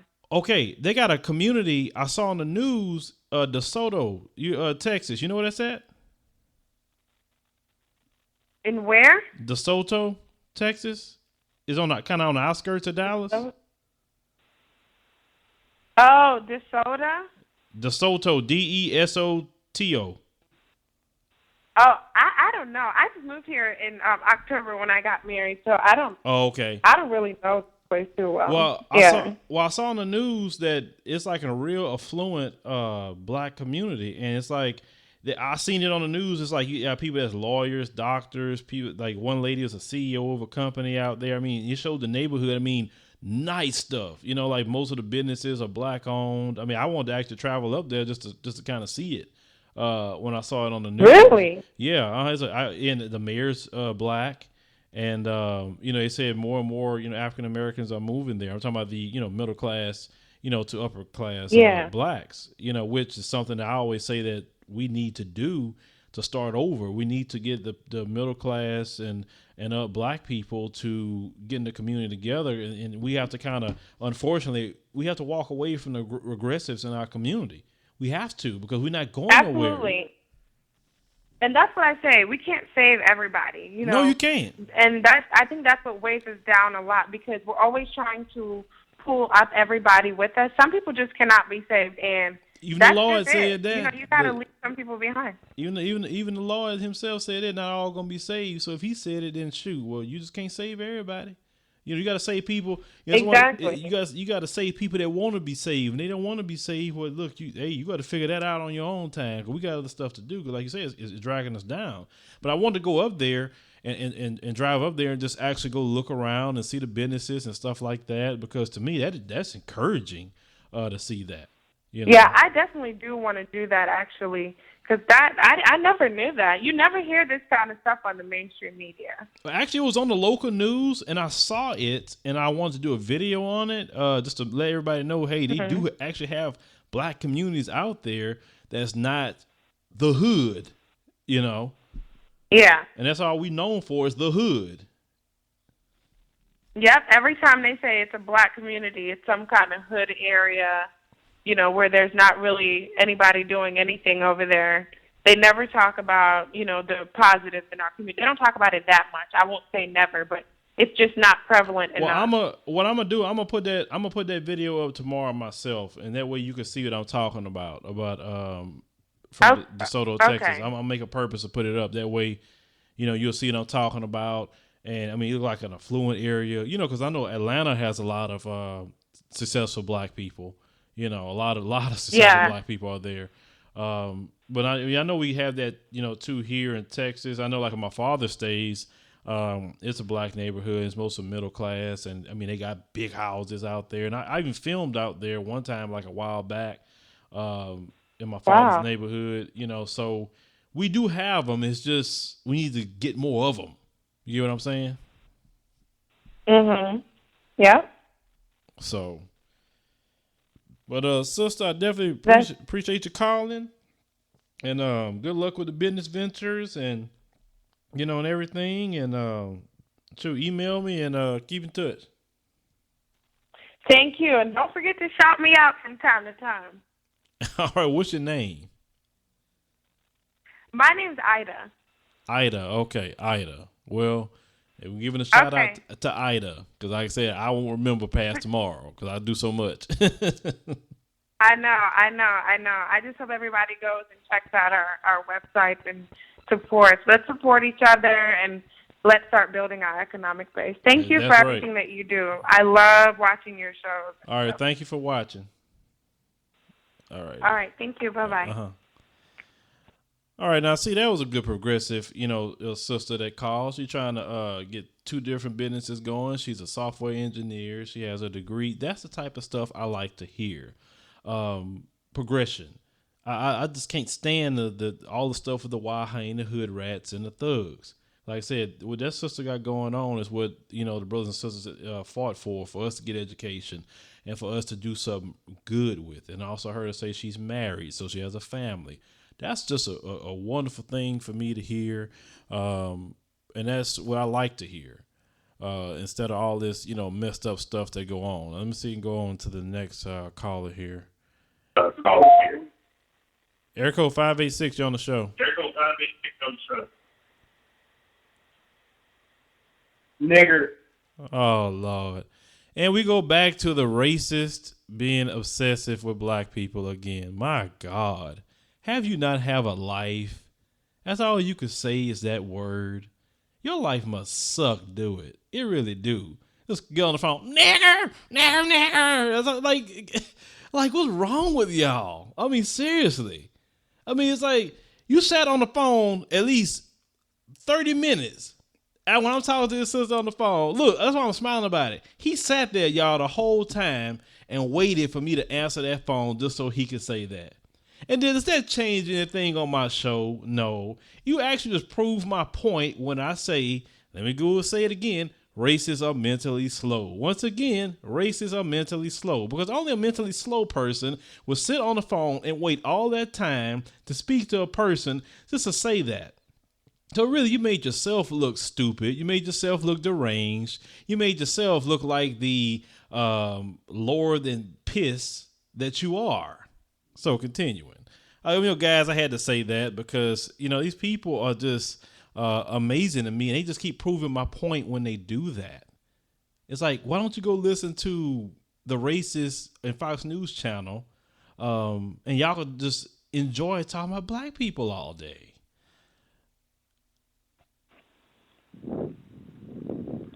$718, you on the Hello? show? Yes, Erica. Did you 718? You on the show? I have one question. Oh Lord! Oh wait a minute, I remember that person. Never mind. Okay, I had to forget. Erica 316, you on the show? Hey, how's it going tonight? Okay, how you doing? What's your How name? you doing? What's your name? Kevin. I'm calling from Kansas. Now, are you trolling, sir? No. Okay. No. Like I said, what's on your mind? I was just calling because you know how, like in the Bible, it talks about when you're becoming a Christian and stuff like that. That's when it gets tough, and that the devil is not after the people that are already down. It's when you're making that change when there's more temptations come in. Mm-hmm. And it made me about, like with Obama getting elected and with all this exposure, in the media now about all this racism, how things are going to start getting, tougher now for, the blacks to try to make it or do anything. I think it's only going to get worse. Why? They know now, and let me they've stop. been exposed. Wait, let me stop you for a minute. Why is it going to get tougher for black people? Because I think that they know now, like in the bad communities and stuff like that, they think that if the media is not going to expose what's really out there and how law enforcement is doing it, that things are just going to keep maintaining, kind of flying below the radar. Mm-hmm. Well, you've seen that they say, well, if some of the people have the power to vote, and they look at Obama in office, and then you see what's been going on lately, the tension's only going to rise and it's going to heat up. I think they're going to try to make laws, like you see, with the system is, the drug laws, I think they're going to try to do everything that they can in the power to hold people back. Well, let me ask you a question. Do you think it's racist? It's supremacy. Well, let me ask you a question. Do you think it's racist that they don't show what happens to white people on the news? Like if the police shoot a white person, unjustly, do you think it's racist that they don't show that?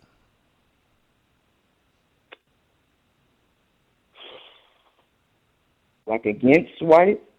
No. I'm telling you, every time, now this is what a lot of people say, quote unquote, every time a black person gets shot by a white cop, it's all over the news. If a white person gets shot, they never show it. Okay, so I'm asking you a question. Do you think it's racist if they don't show what happens to white people on the news? I mean, I guess to a degree that it is. I mean, it's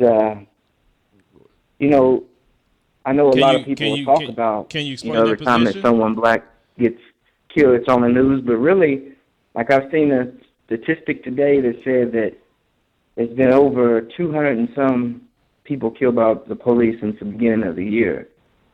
So over 90% of them don't even get talked about, whether it's black, white, Hispanic, et cetera. I know that it tends to be more if it's caught on film or if it's somebody that's unarmed. Mm-hmm. But if it's, just more maybe somebody that's had a gun or, a bank robber or something like that, I don't think that it gets, nobody's gonna say anything about a true criminal getting shot by the police. If they're actually robbing a bank, they catch them, trying to carjack or whatever. Nobody's gonna say anything about that. You doing some crime, and of course the police gonna deal with you. But we're talking about the instances of unarmed people, and the police are using just lethal force on unarmed people when they have a baton, they got backup, they got a taser. A lot of them carry that high-powered mace on them to possibly stop people. It's a bunch of things that they have at their disposal they can use as non-lethal. Yeah, and that's what a lot of people bring up is that can you just use a non-lethal method to take them down and arrest them? Yeah. But I saw a story on Facebook, and it was of a guy trying to grab a police officer's gun, and he wasn't. They didn't kill him. Now, and then you look at the dynamic of it. It was a white guy, but now it makes a lot of times us think, well, if it was a black guy trying to do the same thing, we know he wouldn't have ended up in that courtroom because technically the officer would have been justified if he'd have shot him because he was trying to grab his gun. Yep. So, it's just a perception of, with police and how they don't look at us all the same. Did you see that the recent video of that open carrier that was the police were confronting him with like 4 or 5 officers? I guess he was walking in an area of a school and somebody must have called, like the building administrator and said he didn't want him around. And he was just talking to the police like you would never see, somebody black to get away with it. They would have wrestled him down to the ground because he had like a rifle, I guess, over his shoulder because he was, constitutionally he was, it was in his right to carry. But they were just showing it, that Tim Wise had made a comment about the video because he's like, it's white privilege because even though if it was a black person like it was at the time the guy was going into the Walmart, and he got tackled and wrestled down when he was carrying a concealed weapon. And with this guy, the police came and was talking to him, and he was just giving him a bunch of stuff back, calling them names. He was telling them to get in their cars, He was telling them to leave them alone. They didn't do nothing to him. And that would never happen, if it was the other way around. Yeah, I feel you. I definitely feel you 100% on that. No, go ahead. Well, what I was just saying, though, I think that the stakes, is going to go up. Like, you just see little things, like with that Jackie Robinson baseball team, When they see, like, a little advantage now, I think they're just going to be trying to dig and find any little thing that they can find on them, like they're doing the president right now. Sometimes maybe he's not right, but other presidents haven't received the same criticism that he has, And I think the more the racists are getting exposed, whether they dig into their emails or not, I think the backlash is going to come even more because they're going to start digging harder, on minorities and especially blacks now. And they're going to try to make it harder because they say, oh, no, we ain't going to let them get ahead. We're not going to let them get out, this easy.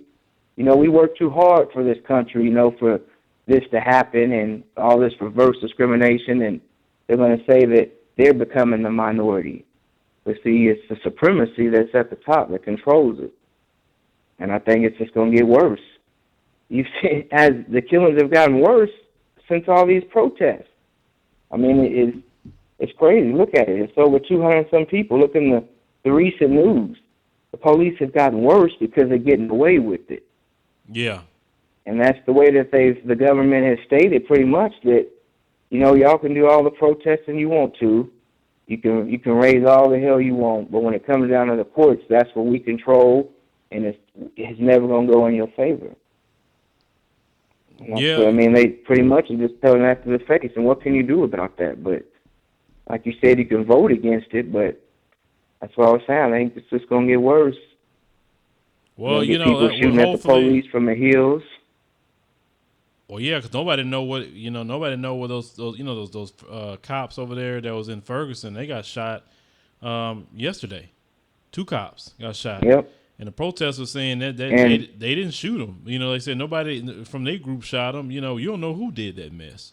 Yeah, I heard that it could be from like 125 yards away, and that. I mean, with 3 shots at 125 yards and you hit somebody in your face, that's that's an accurate shot. Mm-hmm. I mean, they hit their target, so, it sounds like it was more something, a marksman or something was more strategic or planned or something like that. Oh, they were targeted. They were targeted because if somebody was shooting them with a handgun like that and firing 3 shots, with a handgun, the people would have saw that. I mean, you would have to be extremely cold with that pistol to get 3 rounds off and hit twice and then you miss 1. I mean, that's, I definitely believe they was targeted, the police officers. But like I said, the police officer that was shot wasn't even Ferguson cops. Yep. Yeah, they said they would hire them in, didn't they? Well, my thing about the situation, like I said about it, I think somebody is trying to agitate that to get the police to start shooting protesters. That's what I was thinking they were trying to do. Because think about it. It's not the police, it's the media, too, because if you look here, like it came on our news, and we have a Facebook page. Mm-hmm. Well, instantly the comments came that the people was blaming people from Ferguson, like they were saying stuff like they should just drop a bomb on that whole town and get rid of them, and the people still ain't back to work yet, and it was like they probably don't even have jobs. I mean, by them doing that, it automatically shifted, the attention, elsewhere and took away the whole reason that they was, protesting anyway, because that guy was resigning because of them people being exposed, Yeah. Oh, and yeah. so they trying to cover that up. Yeah, the police chief, the city manager, the judge, all of them leaving. You know what I'm saying? But it's amazing. One report make all them people move around, but it just probably lets you know how worse it was when they were there. Yep. And for all the other places in this country that's still like that today, can you even imagine? I mean, they'd be busy for the next 20 years doing investigations, trying to find out, other places, because it's probably here where I live at, and then, a bigger city, but it's probably every state across this country you could probably find that going on. Well, from what I noticed too, when you don't really have money to fight like that, and they know you don't have money, that's why they do the stuff too, those black people, because they know they don't have the money for lawyers. Like a lot of times black people get jammed up in the criminal justice system because they can't even afford a lawyer. And so they take deals from the prosecutor and they get jammed up a lot, and they bank on that. Black people just taking a deal, instead of black people getting an attorney and fighting their BS, and they know who to mess with too now. They know if you got your stuff together, they can look at you and tell, and say, oh, I better watch this. Right. Go ahead. Saying that you're right.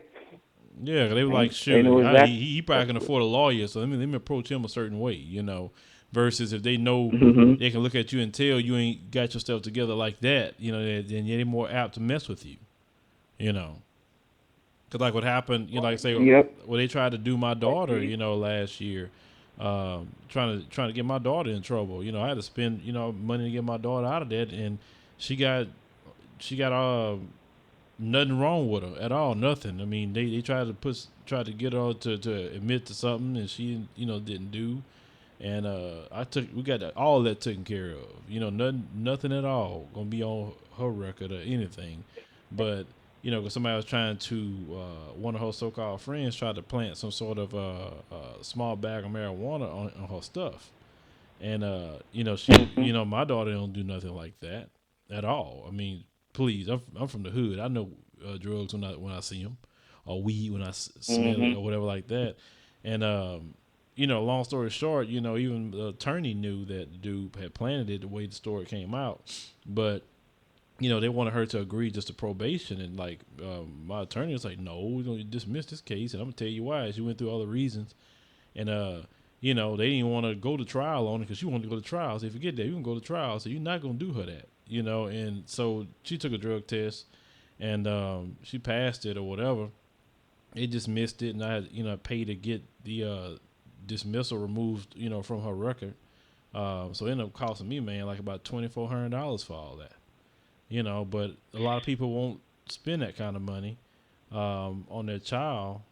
When there's something happens, these people try to jam them up on something. They'll just say, well, just probation, you know, ain't no big deal. No, it's something going on your record. That's still a conviction. Yep. If you ain't do nothing wrong, you fight.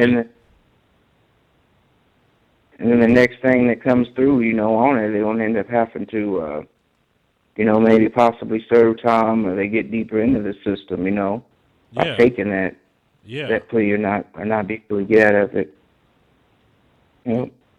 Yeah, exactly. You know, so that's why, you know, we have to create our economic base to that way if something happened to our kids, you know, unjustly, we could fight without having them getting anything on their record. And even if the police say, well, you know, or they're juvenile, so it'll go away. It won't go away because DPS still sees your stuff from a child.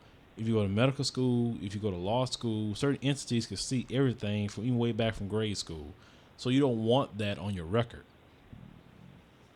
And even though it's supposedly not on a criminal record, when police can still see all that stuff about you, unless you got an expungement, you know, and that'll cause, for instance, her to get stopped more by the police. Cause like, oh, okay, yeah, we got a hit on her license. We know she's a troublemaker, you know. So I didn't want that for my daughter, you know.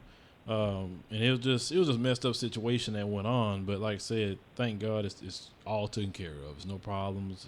And, you know, she learned a valuable lesson about being around the wrong people. You know, but some kids, you know, like they talk about that young man that got killed by the police. Oh, he was in an armed robbery, and the one in Wisconsin. I said, you know what? He could have been around the wrong people at the wrong time and got caught up. That happens.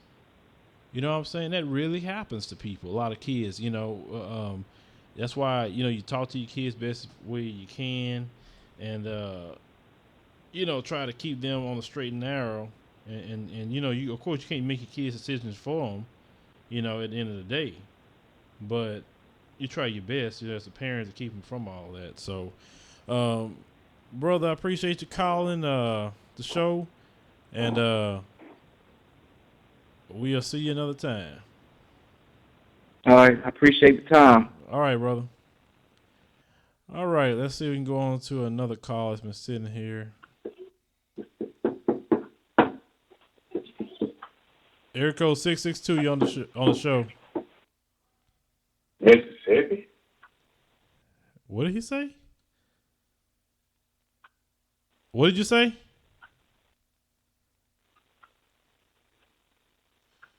Area code, hello? Yeah, 662. You on the show?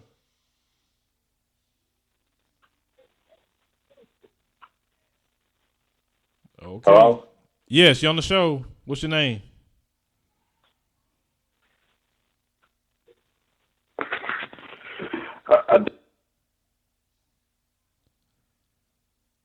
Okay, I don't know what's going on there.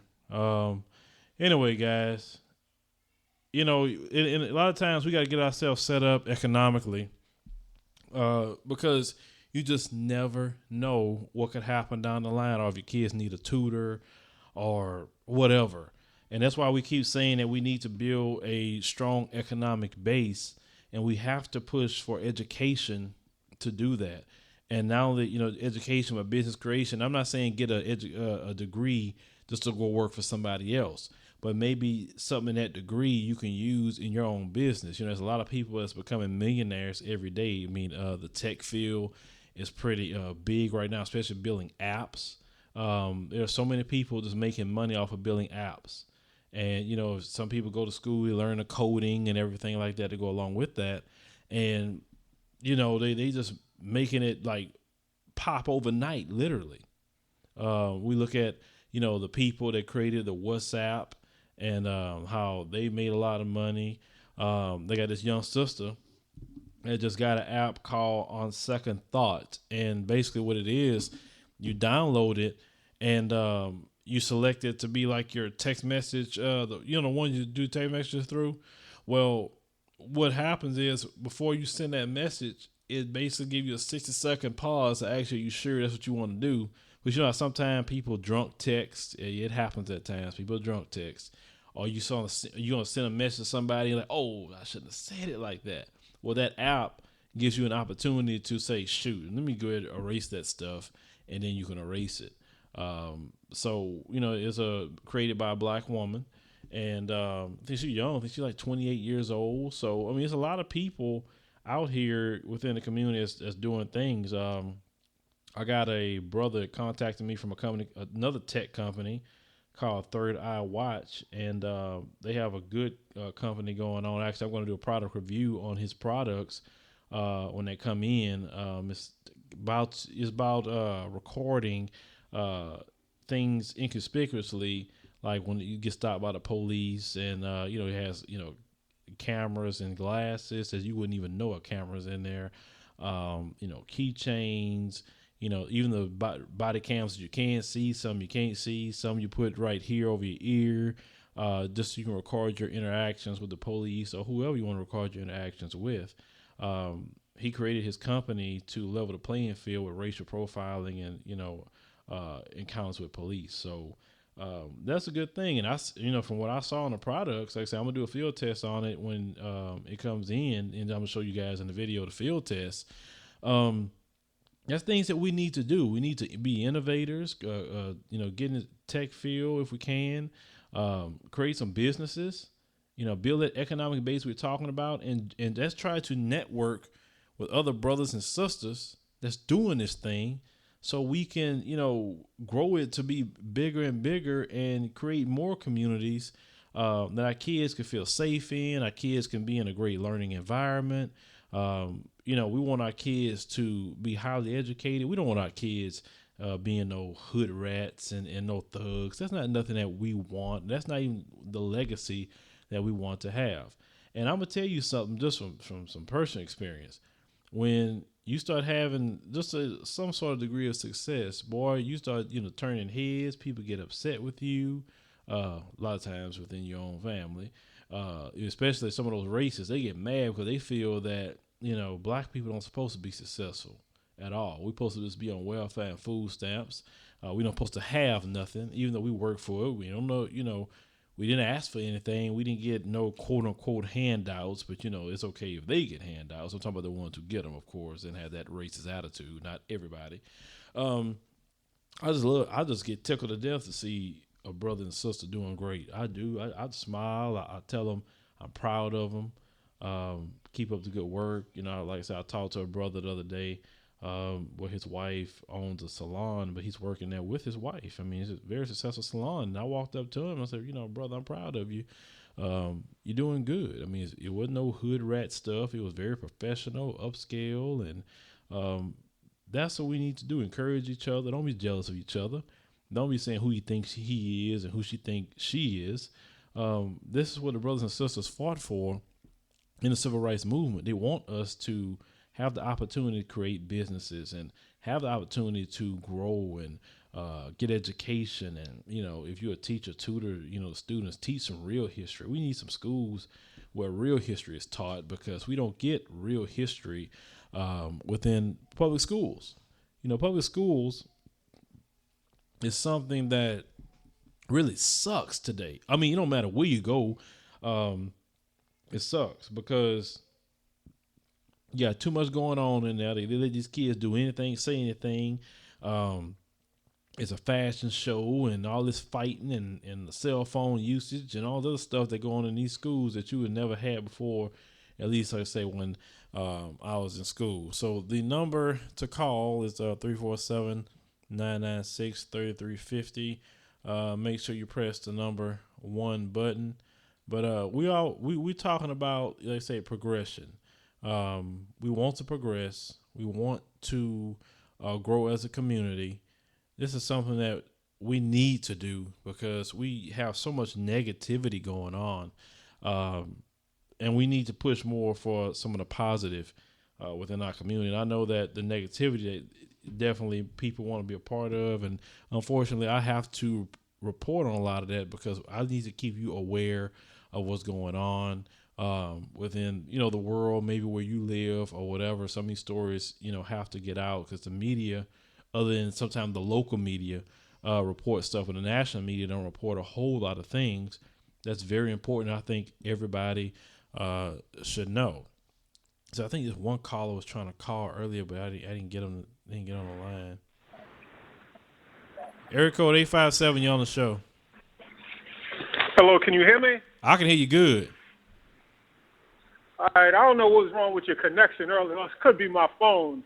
What's up?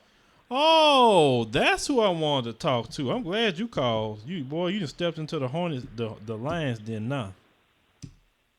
Well, what happened? What happened? Let me see. Let me go find what you said, so I can ask you bit by bit what you said, what you meant by something in the comment section. Let me see what video that was you was talking to me about. Let me go back down here. Let me scroll down. Okay. Because I'm the type of person, I like to tell it the way it is. Whether if I agree with you, I say it. If I don't, I let you know how I feel. That's fine. I have no issue with that. Now I like when people get on the phone with me too, and and then I can answer you and read your comment. Let me see if I can scroll down where it's at. 'Cause I was like, wow, I was hoping you had called the show last time. Well, I knew exactly where it was at. Well, you driving somewhere? No, I'm outside. Oh, you outside? Okay. Doggone it. I'm trying to see what is comment at that you left. Like, what was it about? It's usually not hard to find your comments. Just give me a second. Hard to find it? Yeah, because you left a long. Oh, okay. I think I know what it is. I think I know what it is. I think I know exactly what it is. I think it's that video, if I'm not mistaken, Thug Monologue. I think you left a comment on there. Was it to you or to somebody else? No, to me. So I wanted to get. Let me see. Okay. No. Is it Thug? No, I think playing the victim. There we go. Yeah. I thought you. Yeah, you started sounding uppity in that video. Well, okay. I'm glad you say that. What do you define? Hold on. What do you define as uppity? Explain to me uppity. What does that mean? I mean, you were sounding like you was like on a certain level. Like it's like you were overlooking. It was sort of like you were overlooking like what other people like, because you're doing good, but because other people may not be doing as good as you, and they talk about their reasons. That's like I kind of sense that you was like overlooking that, and like like we were just playing a victim, just because you kind of got it good in a sense that other people who may not be as good as like you were trying to like kick them while they down or something. That's how I kind of looked at it. So did I say anything? Because let me ask you a question. When I hear something, all right. Let me ask you a question.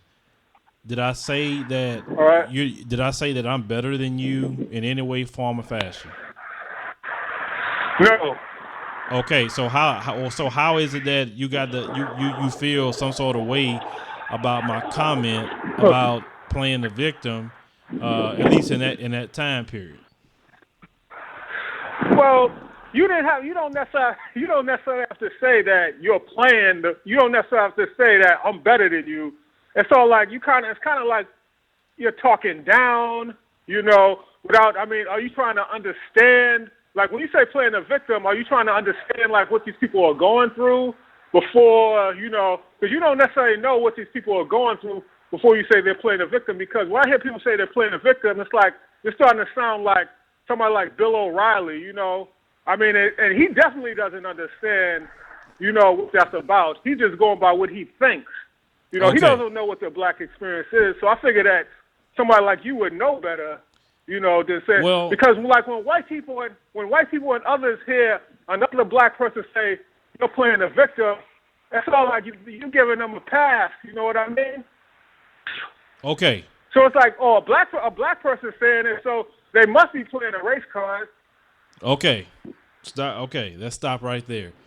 white people, when I'm talking about to black people about an issue within our community, they have nothing to do with what I'm talking about.